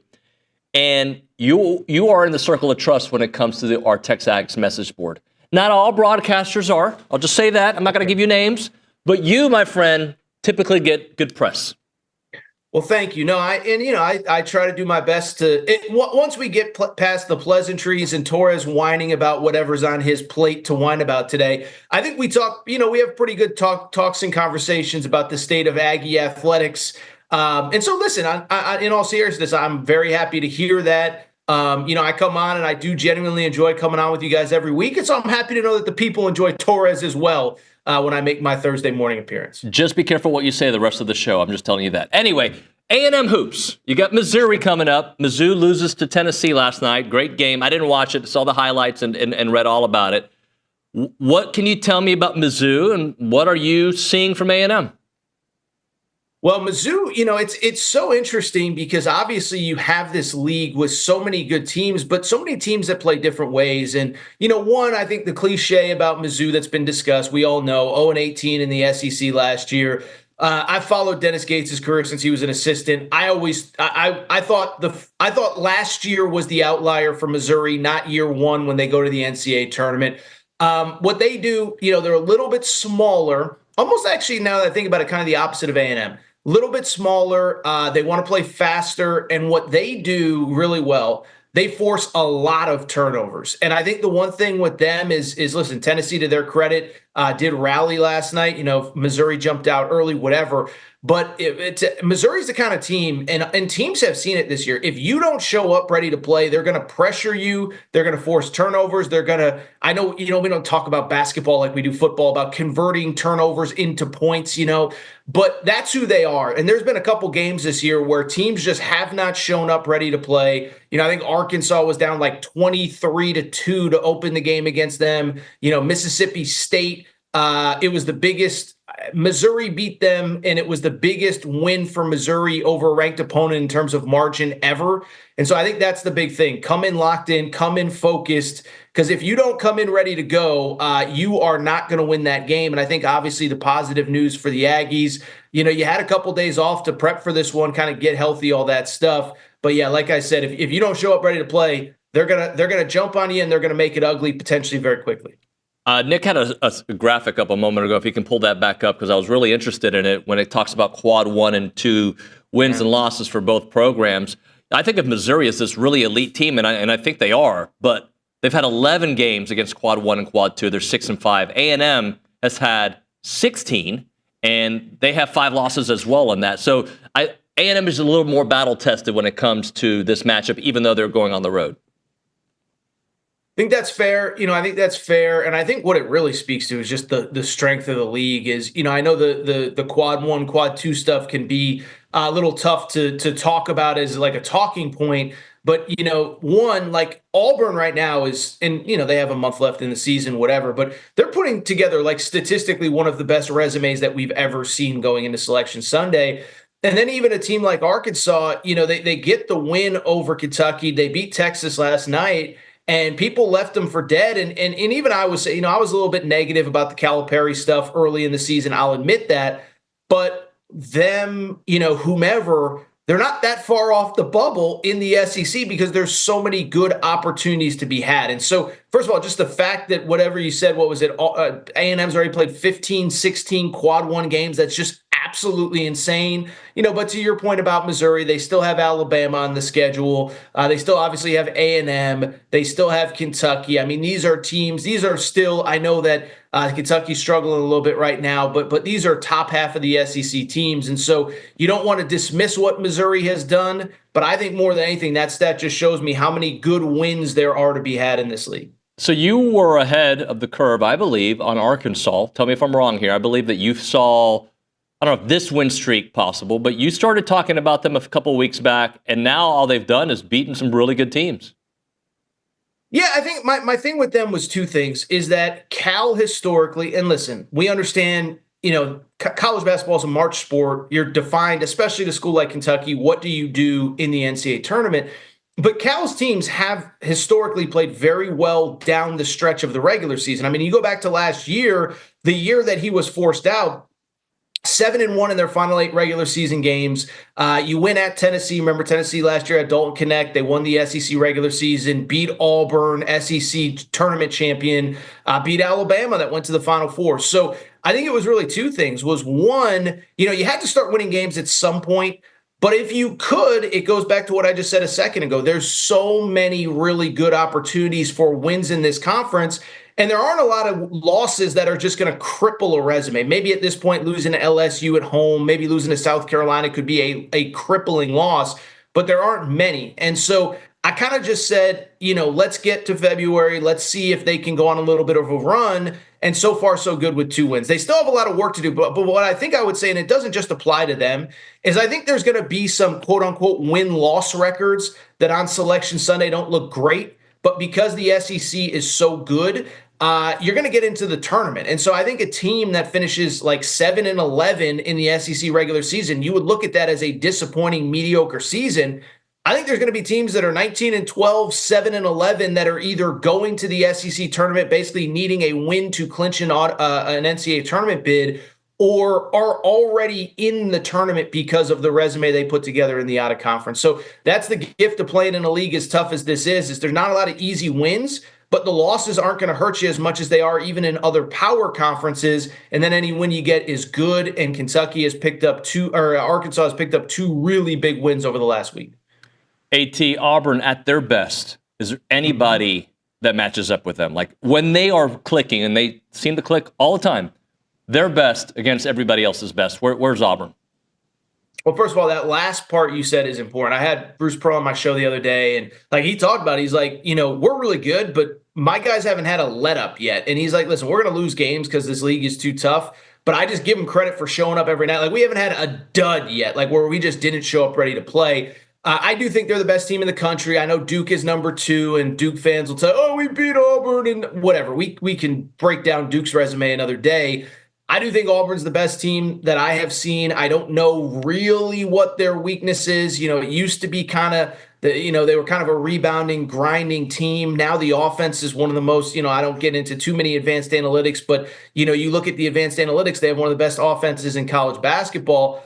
I'll tell you, the team that I actually think is the second best team in the country, and I told our buddy Ryan Fowler this yesterday, I think it's the Crimson Tide at Alabama. I really do. Those 2 teams play next Saturday, I want to say. But Alabama, we talk about Auburn being undefeated in this league. Alabama is whatever they are, 8-1, 9-1 right now. And I just think, it's interesting to me. I don't know if it's because Auburn has been so good or what, But I think Alabama's kind of flying under the radar nationally. I think, it's a lot of Auburn versus Duke, Janai Broome versus Cooper Flagg for National Player of the Year. And I don't think we probably spent enough time talking about Alabama. I think that's just a byproduct of we all knew they'd be good in the preseason. They're basically living up to expectations, and there's a school in their state that is playing at an even higher level. But I truly believe this, and I told Ryan that yesterday. I think Auburn and Alabama are the two best teams in college basketball right now. AT, I'm going to ask you a Super Bowl question or an NFL question. So about a month ago, I read an article from from NFL.com that had Jalen Hurts as the 16th best quarterback in the league. Okay. If this weekend he ends up winning the Super Bowl, which I know is a big if against freaking Patrick Mahomes, but how will we look at Jalen Hurts? Because I feel like he's one of those QBs outside of his MVP season, which, by the way, they got to the Super Bowl. He played great except for one big mistake in that game. How do you think we'll look at Jalen Hurts if he wins the Super Bowl? It's a great question. Thank you. I haven't really given that much of a thought. I think the more interesting one is Sirianni, where, everyone's like kind of like he's a clown. It's like, I was talking to my buddy in Philly the other day. I think he has either the best win percentage I think he has the best win percentage in Eagles history. He's only been there 3-4 years. And I think he's got like one of the best win percentages ever to the start of an NFL career. So, with Hurts, because I've seen this topic on all the debate shows, and I don't know, as an NFL fan, I don't think I'm going to be like, oh, he's a top 5 quarterback. I think he's a very good quarterback that's surrounded by a lot of talent. I'm not going to hold that against him. But I think with Philly, I think the sum is greater than the parts with them, or the sum is, I think the parts are really good. I don't even know where I messed up that metaphor, but they got all those former Georgia guys. Jalen Carter is just a freak. Jordan Davis was looking like Jordan Davis the other day, Nakobe Dean, et cetera. So I don't know that we're going to change our opinions that much on Jalen Hurts. I don't know that I put him at the 16th best quarterback to begin with, but I also conversely don't know, are we going to be talking about him like on the Josh Allen, Lamar Jackson, Patrick Mahomes level after a game if he beats Mahomes? I don't think so. But yeah, man, how much do you on the local level talk? I mean, everyone's obviously going to be watching the Super Bowl. Do you dive into it at all, or you just kind of really? Well, I mean, we'll spend a segment a day on it, but I wouldn't say my audience is here, especially with a really good basketball team and baseball about to start, the number 1 team in the world.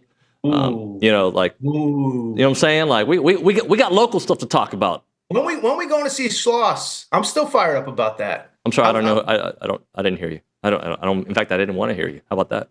How do you care? I mean, who cares? You got the number 1 team in the country coming in. That's exactly right. I only care about us right now. What was it? Coach Early retained everybody. Well, weren't guys drafted in the 2nd round and decided to come back to A&M? That can happen, right? Well, look, Brady Montgomery's gone, and he was awesome. He was a top 10 pick.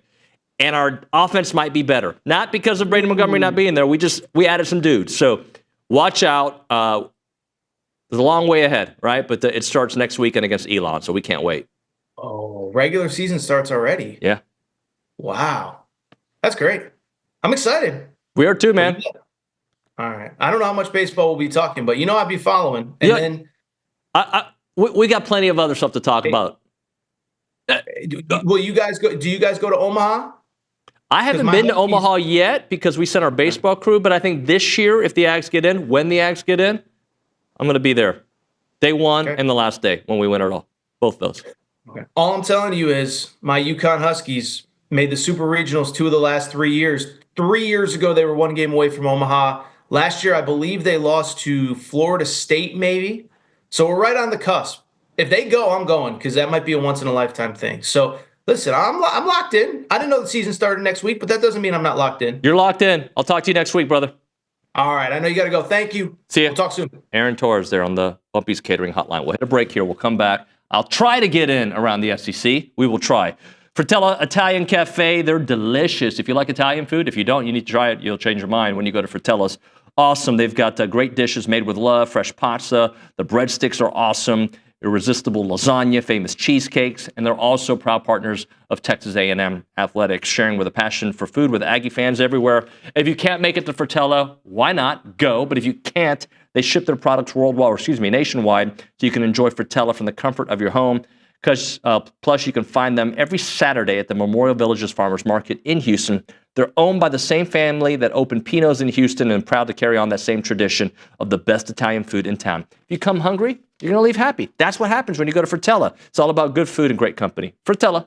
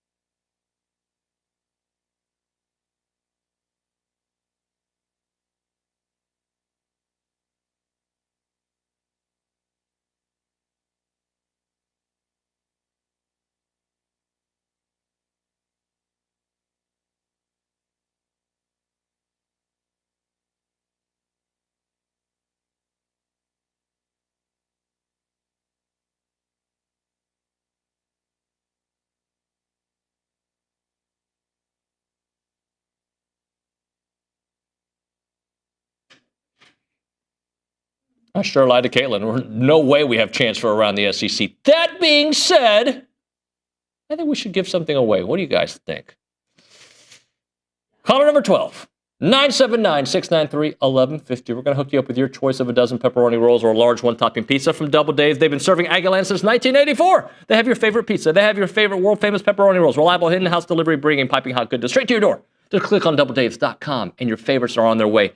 Apologies to Brian Broadcasting because they have to call James Palmer, and I did the read before a call. So, guys, just bear with it. We'll call him whenever the phone lines die. But until then, you have one note from the SEC you want to give us, Caitlin? Yep, Oklahoma leads the Super Bowl roster by college football conferences for the third consecutive year. Wow, I didn't know they did it the last 2 years. Yeah. Interesting. Anyway, we got a lot of stuff to get into the next hour. Super Bowl talk, we've got the fan show guys, knucklehead talk, you name it. That and more. We'll see you in a bit.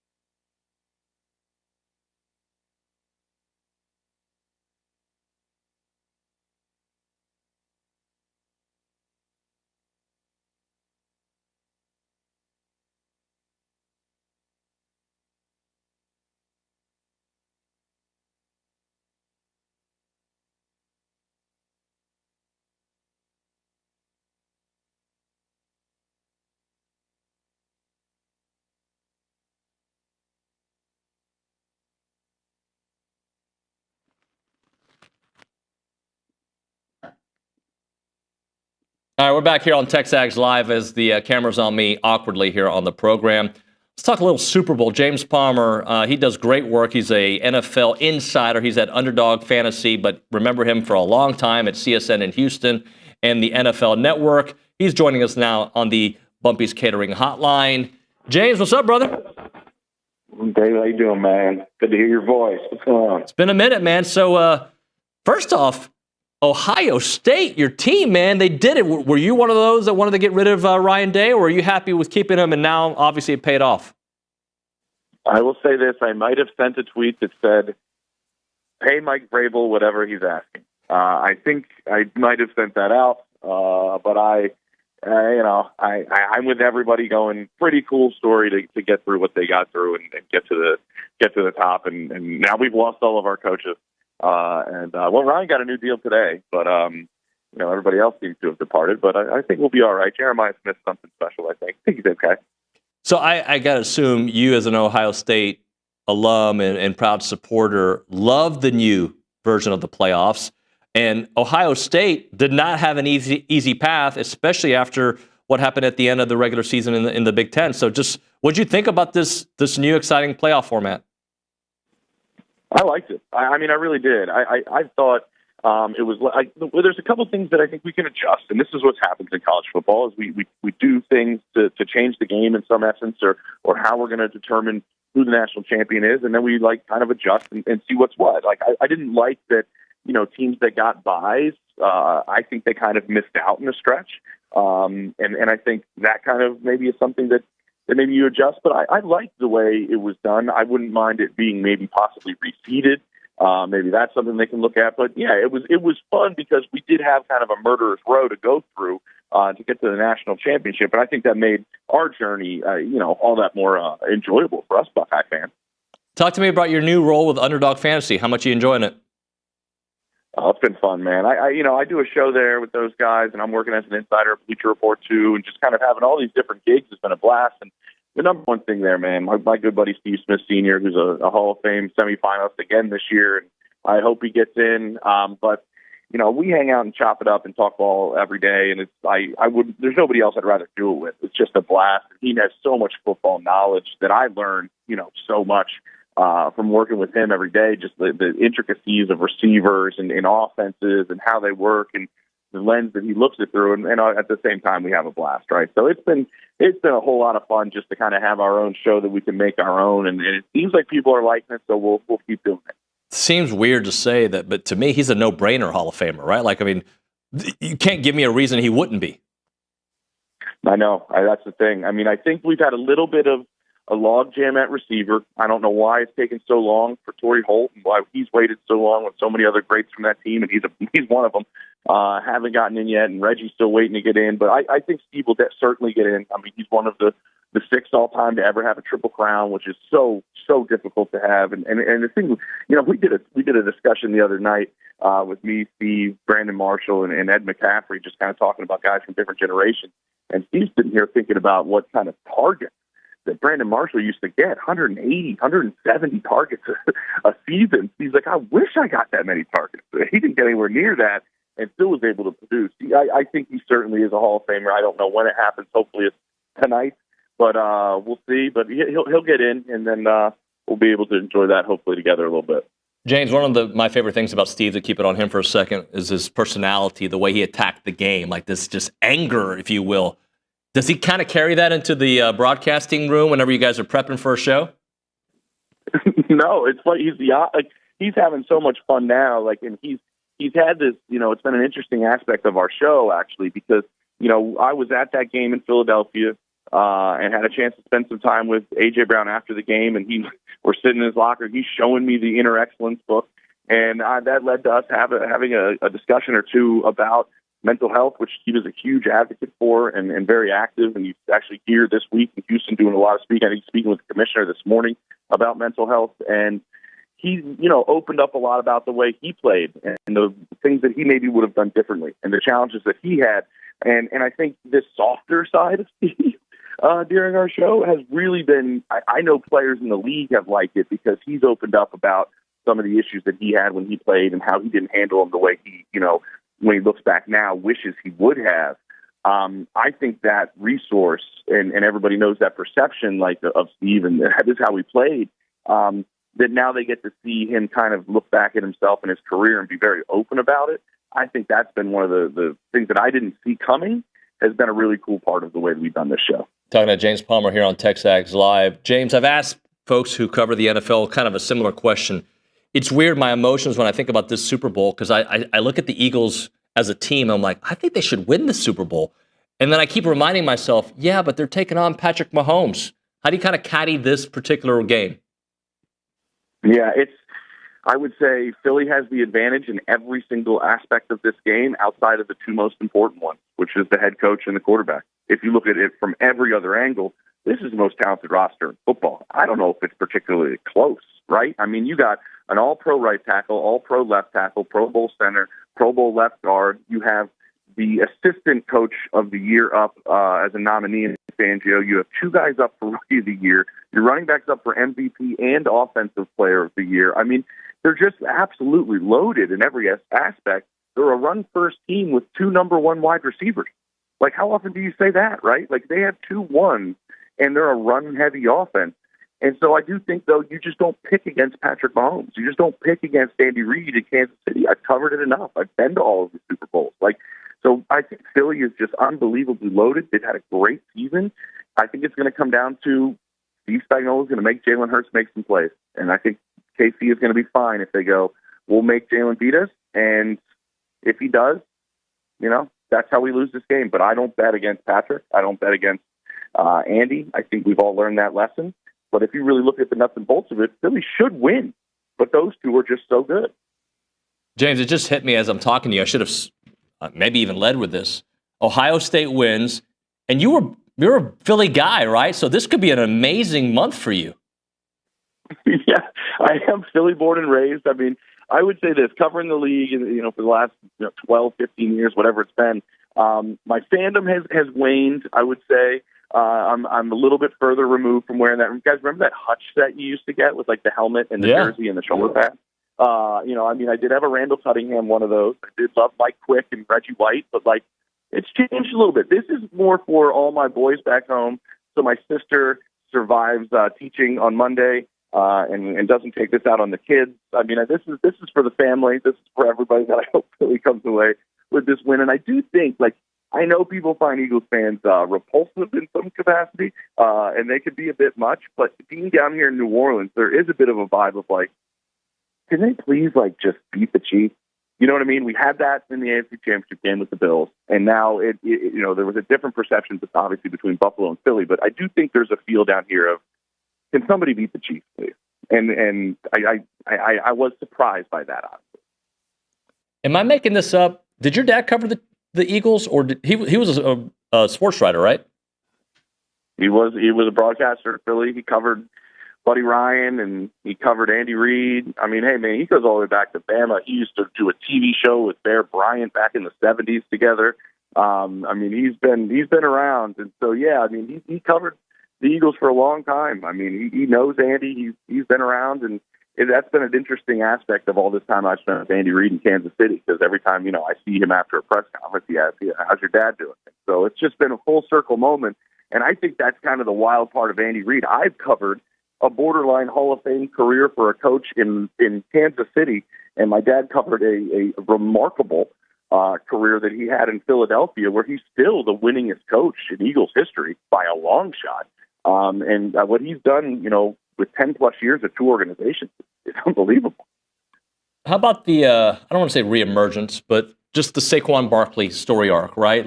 What we thought of him before at the Giants, and obviously we knew he was great, but now continuing that and being, if not the reason, a major reason in Philadelphia being back in the Super Bowl. It's unbelievable. I mean, I do go all the way back to when he was coming out of Penn State. And, I just try to accumulate. I'm not going to sit here and study film and lie to people, but I am going to talk to everybody in the league. And I don't know anybody who didn't have him as, teams use different grading systems, whether it's a star, whether it's a blue chip, whether it's whatever. There's certain indicators for a kid that checks every single box. And I don't know a team that didn't have that for Saquon when he came out. There were a number of evaluators and general managers I talked to that said he's the best prospect I've ever seen, regardless of position. And I think what we saw was a guy that was in an offense, in a situation that obviously, this is a great team sport. You got to rely on a lot of people. And now you put him behind that offensive line I talked to you guys about, and he's unbelievable. What I think makes him even more special, though, is these numbers, guys, could be even greater this year. Because I know the running back coach really well. I've had conversations with Joel Singleton, and he's told me there's times where Kenny Gainwell is in the game and Saquon's on the sideline. He's saying, hey, keep Kenny in. He's rolling right now. Keep him in. Like, he's that unselfish as a player, which makes me go, I'm curious what these stats could have been. James, do you think Kelsey's going to go for a couple more years? What do you think about his future? I mean, it's been tough for him. I mean, really, I would say, like it's not like tough as in like, oh, it's a struggle. My life is Travis Kelce. But like, he has lost a step. I mean, I know like the Swifties will attack you if you say it, but there isn't a coach on that staff that will lie to your face if you know him well enough and tell you he doesn't move anywhere near what he used to move. He's found different ways to get open. He's found ways to kind of get open early. He still has an unbelievable football IQ, feel for space, those things. But the way he practices, which is 100 miles an hour, the way he tries to approach the game, it's getting harder. It definitely is. Does it mean he still has the ability to have these games where he breaks out? We saw him kind of have an up and down Travis Kelce postseason, which isn't what you usually see. But, in the AFC Championship game, he has 2 catches for, I think, 19 yards or something. But he's like the lead blocker on Mahomes' touchdown run. I mean, he still finds ways to be just so impactful in a variety of ways. He has so much waiting for him on the other side. But I think that is the part that everybody's kind of curious about. Does he do the three-peat? Sorry, I'm not sure if I'm allowed to say that. If your show gets fined by Pat Riley, I'm sorry for me saying it. But, if that's the way he goes out, I think it'd be pretty fitting. But he has so much on the horizon away from football that's there. There's some times where guys go, I don't know if that's going to be there year after year after year, right? But he loves playing. He still has this crazy passion for the game. I talked to him about it after the AFC Championship game. I wouldn't be surprised if either scenario ended up happening, in all honesty. James, last thing for you. I guess I'm getting old. Well, I know I'm getting old. There's no guessing to it. And when I watch Media Day and the kind of questions that each year people try to be Johnny Topper and top their questions, I think it's a little too much. The trolling and the types of questions and maybe the amount of credentials they give to this thing. As a reporter trying to do a job and understanding there's going to be some comedy element to it, what do you think of it all? Yeah, I mean, the players go into Monday night specifically knowing that it's entertainment value, right? I mean, they sell tickets, for crying out loud. Like, you would never sell tickets to a press conference. You never, this is actually something the league is promoting as just almost like fun and games. I do think the players go into that situation with the right mindset. What I do think happens is, and this is where I do feel for the players, I not as much for myself, but I appreciate the job, David. It is hard to work this week. But, you eventually answer the same question so many times. Some of these guys get caught and, they want to say something different, and they want to change it up a little bit. And then all of a sudden, they got. Like, that happens on Radio Row a lot. Like, there's people looking to get you if he's got you questions. I think it happened to Josh Jacobs, honestly, the way everybody turned it around on Radio Row yesterday about what he was talking about with the Sheepers.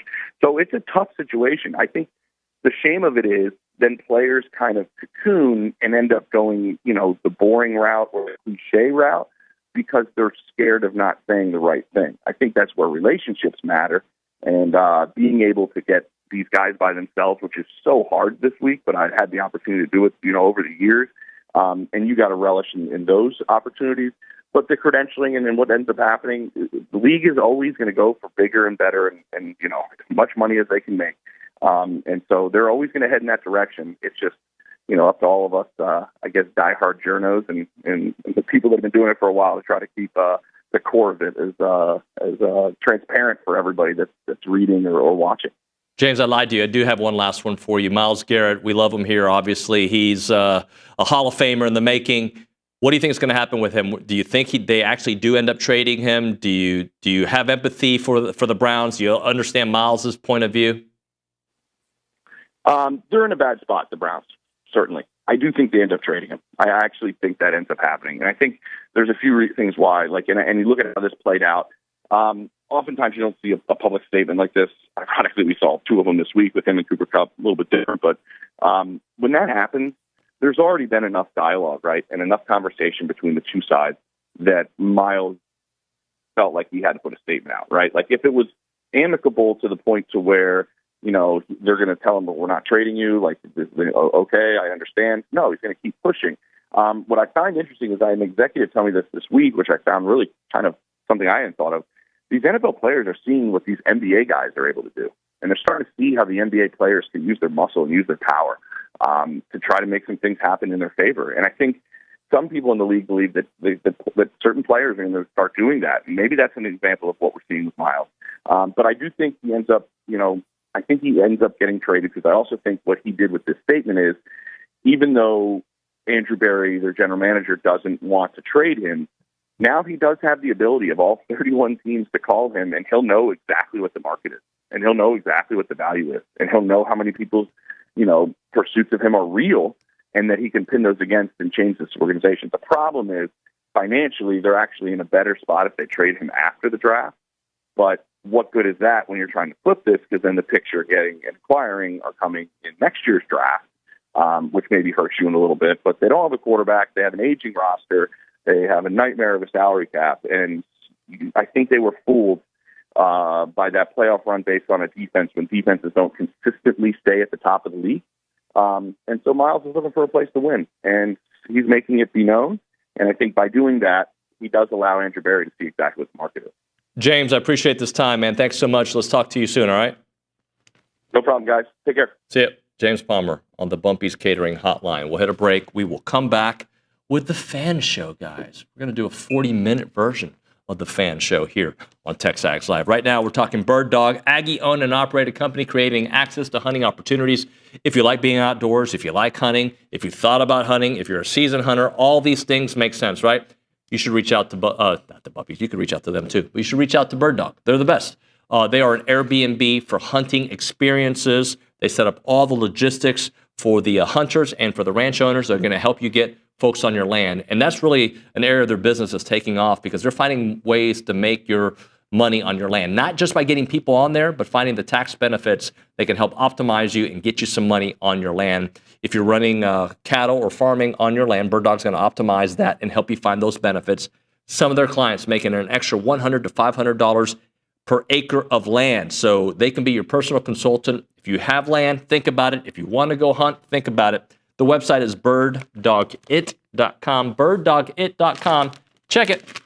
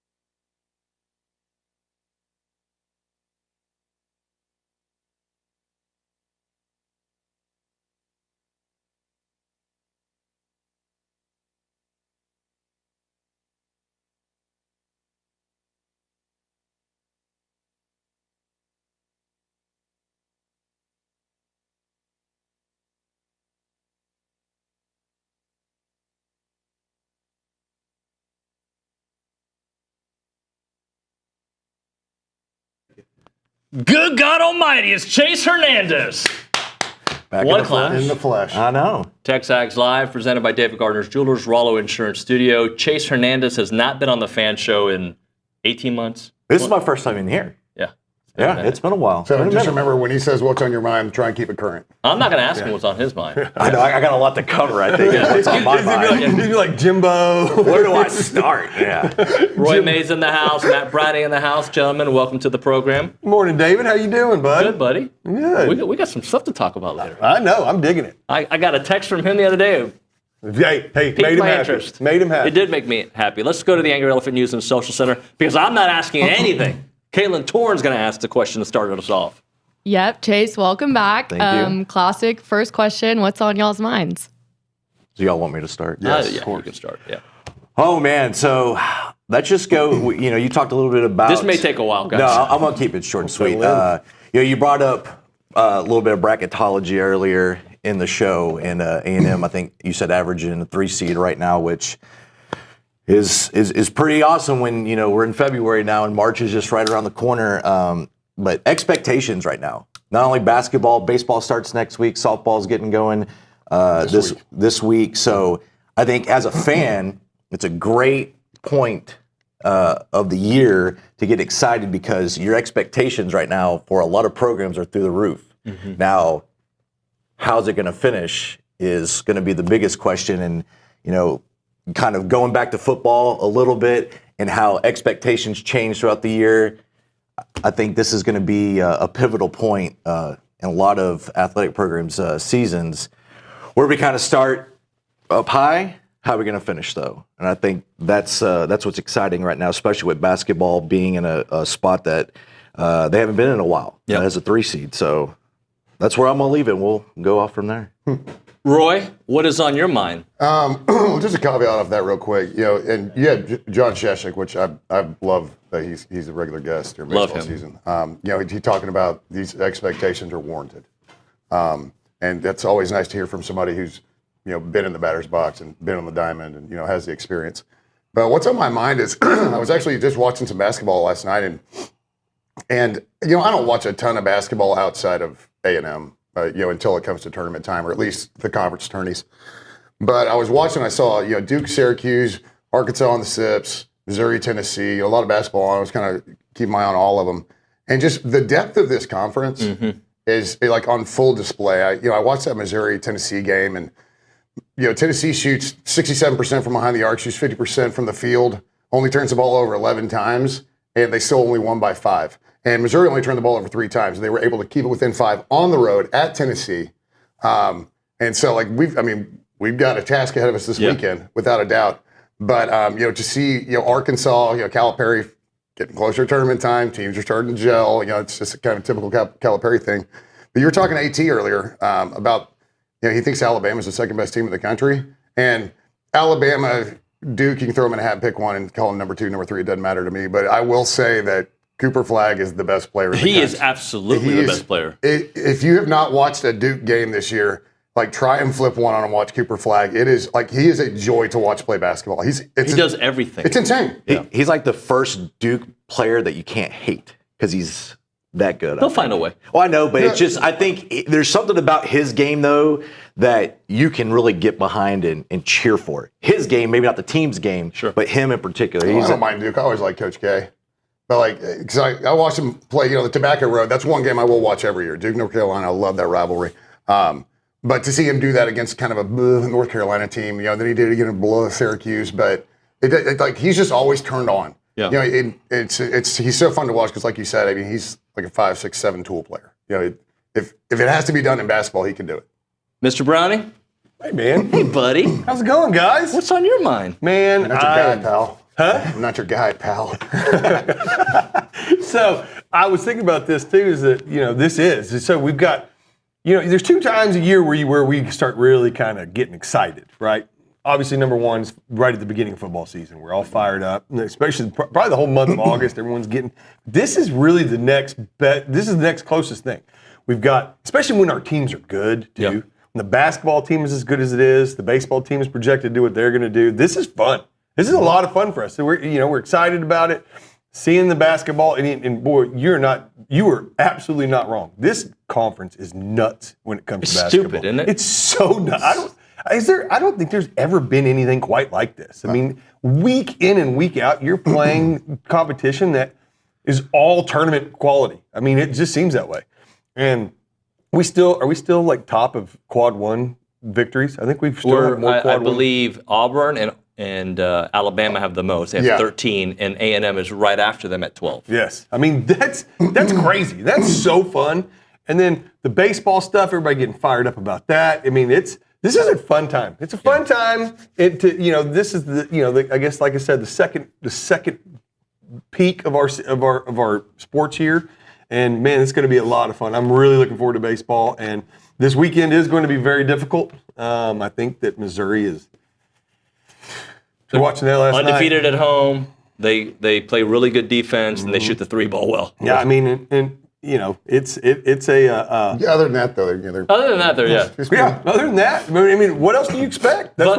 I will say this, guys. Like taking a step back, there's been a lot of Crimea River when it comes to A&M sports because of what happened in football. But you look at basketball being top 10. You look at baseball being number 1. You look at softball being top 10, number 7 in the country. You look at women's tennis winning a national championship right now, number 2. You got track and field always in the top 5, right? You think about golf on both the men's and the women's side. We are volleyball the way it went, right? It was a great year. Aggie sports, overall, it didn't feel a lot better if it would have been 9 wins and not 8 in football. But Isn't it funny that we almost have to stop? I mean, to be that good of an athletic program, for us to sit there and have to remind ourselves that we're a good athletic program because football has let us down yet again. But the rest of them have been really are. It is like I think you said it one time. This is the golden age of Aggie athletics because we really are good across the board. But like we said, football is good. Of course, football is the front porch, and that's the one that everyone sees, and that's the one that everyone talks about. And unfortunately, I'm hoping we're on the right track there. But but baseball and basketball are sure fun. It's time to bring some hardware home, though. Yeah, I agree. Let's don't get it wrong. Like in several areas. Yes. Yeah. Like let's get to the next level in basketball. Sweet 16, Elite 8, baseball. Let's win the whole damn thing. Exactly. Softball, get to the World Series. Like, that's the expectation now, I think, as a fan for these programs is we're not just going to, say, hey, we're going to have a good season, be top 10 in this. Like, let's start seeing the results. Yeah. And I think that's what we're wanting as fans. Mm-hmm. And by the way, we got to hit a break here. But if you guys upset me today, any of you, I got my jiu-jitsu coach right there. Oh, is that? Adrice is there. I thought you were just going to say I've had like 2 cups of coffee or something. No, I'm just saying like us 2 versus the entire room. I'm taking him against the entire room. All right, so shout out to Brazos Valley MMA. Your car wash tradition with the friendliest staff and a personal touch is Aggieland Express Car Wash. They got 2 great locations. The original on William D. Fitch by the Shipleys there, and the newest location on South Texas Avenue. And both places have got all the wash options you want, but the Texas Avenue location has got the full-service wash. And they've got 3 different levels of full service there, so they can take care of everything for you. And I'm going to give 1 free one away. The first caller to call 979-693-1150 will get a full-service wash from the Texas Avenue location. That's a $40 value. 979-693-1150. The first caller will get themselves a free car wash from Aggieland Express Car Wash.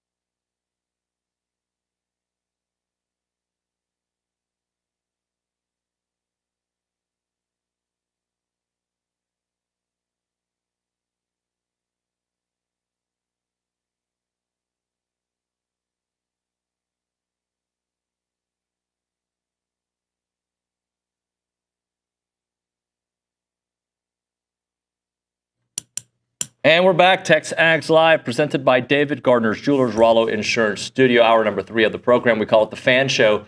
I got the Fan Show guys here. All right, gentlemen, we're going to talk a lot of Aggie basketball, and we're going to get into some Aggie baseball. But I'll quickly, because I know I'm going to get some hate mail on the NBA, and no, I'm not going to ask about Luka unless you guys bring it up on your own.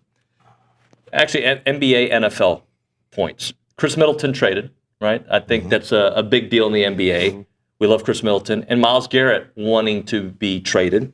So let's just talk about not their place necessarily today in today's sport, but just what they mean to Aggie sports history. Brown, you start us off. Well, Myles is a pretty easy one. I mean, he was our first number 1 pick ever. Myles is he's one of, if not the best at his position in the entire NFL. He's one of the best known. He and Mike have been, and Vaughn Miller, they're the 3. Those names are big time names, right? And those are all 3 our guys, right? Well, they're good ambassadors for us too. Yeah, Vaughn is the best at there. He everywhere he goes, still gig them. You gotta love those guys for that. But Myles, you feel bad. I felt bad for Myles being stuck in Cleveland. Cleveland is just one of those places that you really don't want your stars to go.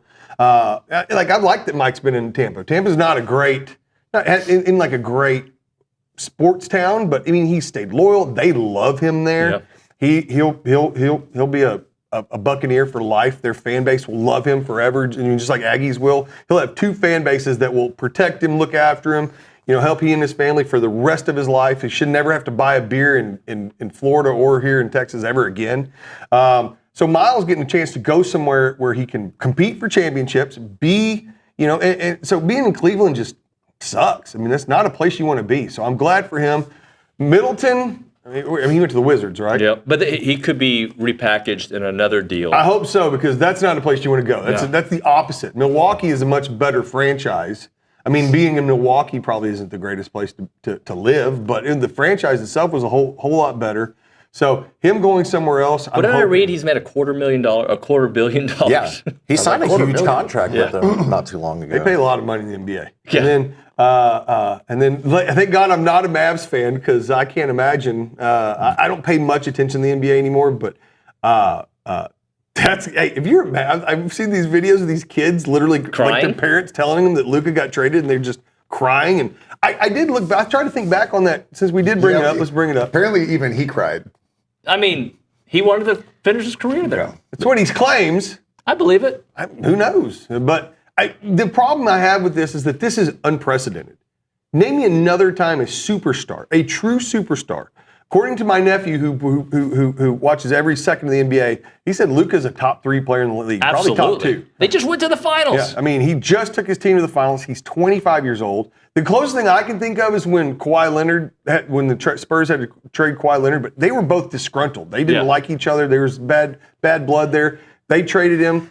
He goes off to win the championship. And he wins the championship that year. Yeah, and so, but Luka, from what I understand, from everything that we're being told, wasn't disgruntled. He's just out of shape. They didn't like that he didn't have a commitment to defense and showed up, 270 pounds? I was going to say, if that's out of shape, I'd love to look like that. If that's the case, then I would say that I don't know if Jerry Jones paid this Nico guy to do this, to get him out of the spotlight for a little while, but that's awful. If all of it is what we hear it to be. But if they win the championship this year, which I'm not saying they will, would it change your mind about that deal? No, just because if you get lucky and somehow sometimes you can something like that can happen, but you never trade a superstar in his prime, and especially if he's happy there. You're talking about your entire fan base. Even if they win a championship this year, they're still going to be mad that they traded Luka. They love Luka. You got to remember, the Mavs have been used to having these big Eastern European guys. They've had one from Dirk till now. They've learned to love these guys, and this is part of their team staple, and then you go and trade him? It's like, in their minds, they just traded Dirk Nowitzki. They couldn't, Dirk is like their favorite guy there, as Mavs fans. So sounds like a Mavs fan. Chase? Sounds like he watches a lot more. From a Myles and Chris Middleton's standpoint. I could see, obviously I can understand, Myles' frustration. He's, getting towards the later stage of his career, and he's wanting to finally win. He's only been in the playoffs one time.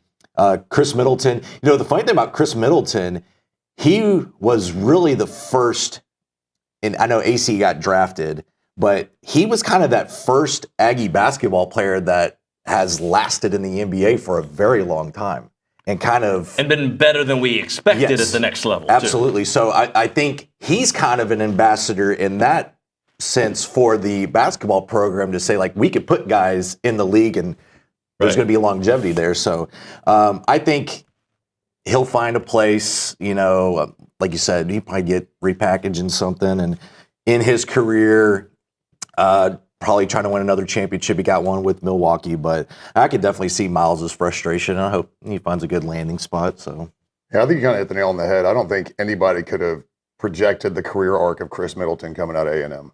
Like, he has far exceeded any expectations I had of him in the league, and he's made an amazing career. And I think AC is doing a bit of the same. Alex Caruso. We watched him play, and he was, did you know he was a ball boy? That kind of thing. But and he's made such a great career, between Chicago and LA and now Oklahoma City. So it's great to see those guys in the league. You'd love to put more in, but that comes from success on the front end, at the college level, to build the program to bring the kind of guys in that make careers out of the NBA. As far as Myles goes, Jerry, give Cleveland Dak and a tight end. Take Myles, then you have Myles and Micah. Keep your running back. Put some, do a little work on the offensive line. But no, Myles Garrett is, Hall of Fame first ballot. That's obvious. And I don't have any problem with him wanting to go somewhere where he can compete for a Super Bowl.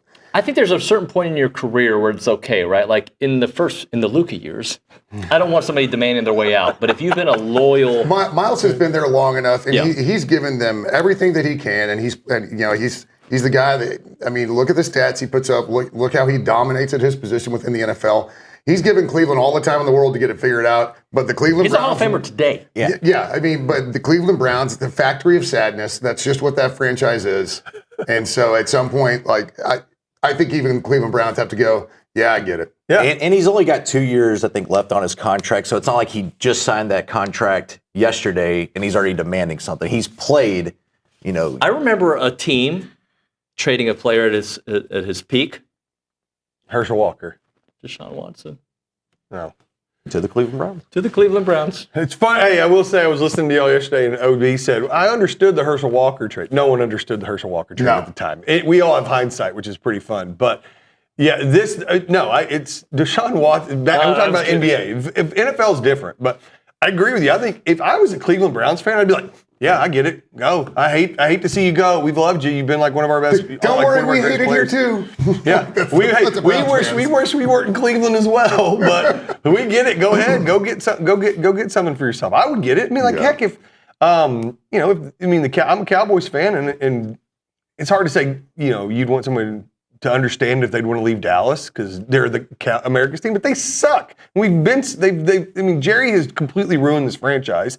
So I would even say, hey, if Micah Parsons one day goes, man, I want to play for a winner. I want a ring. And I ain't mad at you for wanting to do it. I'm really not. I would just continue to direct all my anger at Jerry Jones, as I have been doing for the last decade. Hey, it's really funny. My father-in-law, we were talking about one time, and he doesn't say a whole lot. He goes, Jerry's going to have to die before the Cowboys will be good again. You think Steven's going to be any better? No. I hope Steven would at least go, okay, as soon as Dad's gone, I'm going to hand this to football people. Let's hire a general manager who knows football. My dad doesn't know football. My dad is an oil field salesman.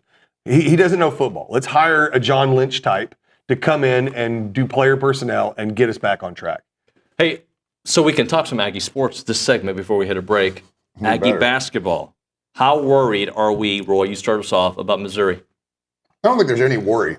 I'm not worried with this team because we've seen the schedule. We know that there's no bad losses, so there's no worry, right? I don't think we're going to go to Columbia and get our doors blown off.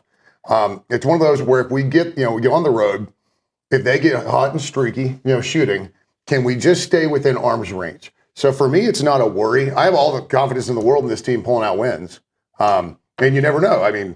This team is talented. They play with a ton of grit. Maybe we go on the road and kind of shock everybody a little bit. So for me, there's no worry with this basketball program. If we'd lost 3 or 4 in a row, we can start talking about being worried. But we're going on the road to play a team that is damn good in their house, and they have not lost. It's an NCAA tournament game. These are the kind of games that you need to get ready for March. So play like it. So win or lose, just go in there. It's going to be a raucous environment up there. So I just don't want to have a tale of two halves where one half is great and then the second half is bad. You should probably do something else. You probably not watch that. That's exactly what's going to happen. That'll make a very difficult Monday program to talk about the game, and I didn't watch the second half of that one. But sometimes that's how I feel. So for me, it's what I'm looking at now, especially down the stretch, is the bracketology stuff. Like, what do we? All right, so that I think a 4 seed or better is probably the goal, right? Yeah. 4 seed or better is the goal. What do we have to do against the remaining schedule?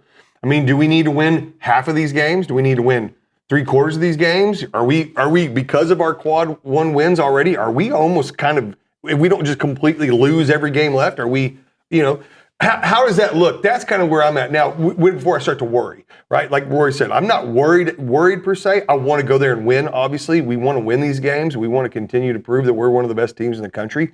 But as nuts as this schedule is, I mean, it's insane. You look at Tennessee lost by 40 points to Florida or 30 points to Florida. And they beat Missouri last night. Beat Missouri last night.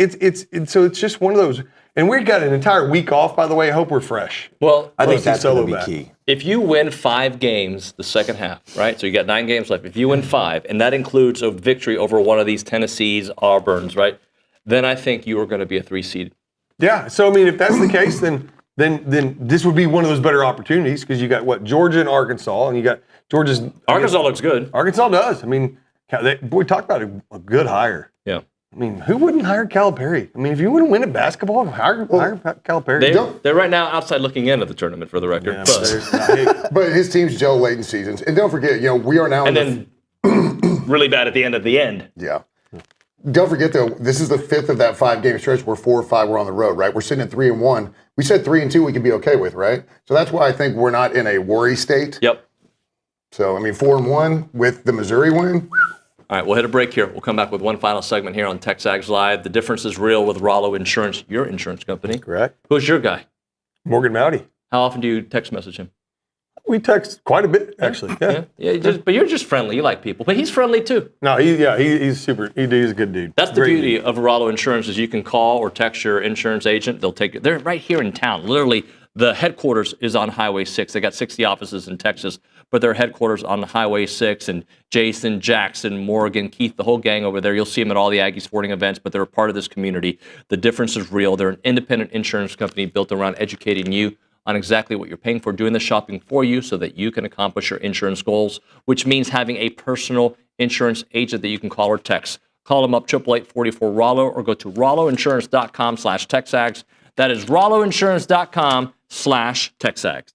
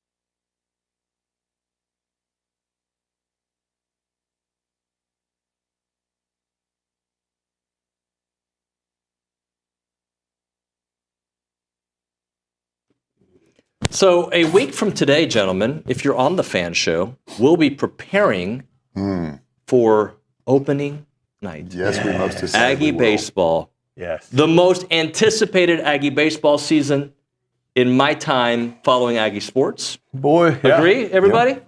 Yeah.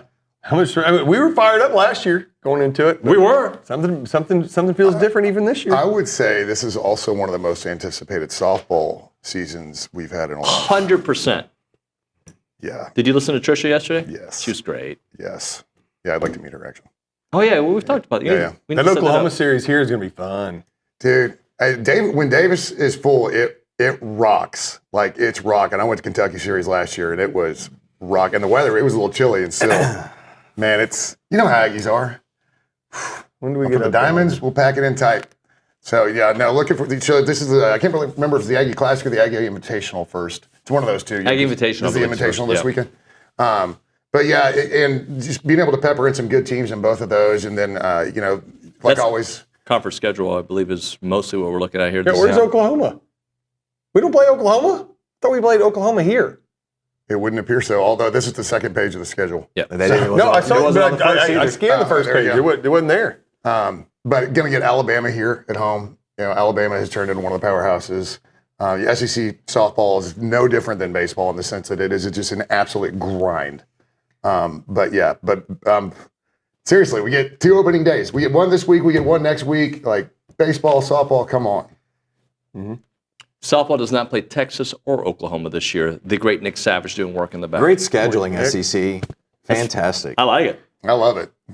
I'll tell you what, SEC softball really took it in the arm when Oklahoma and Texas came here, because those two programs are ridiculous. Yeah, they are. I just assume not have them on the schedule this year. So, baseball-wise, can you be the number one team in the land today and feel like you can live up to that throughout a schedule that includes all these top 25 teams on A&M schedule and half of those on the road?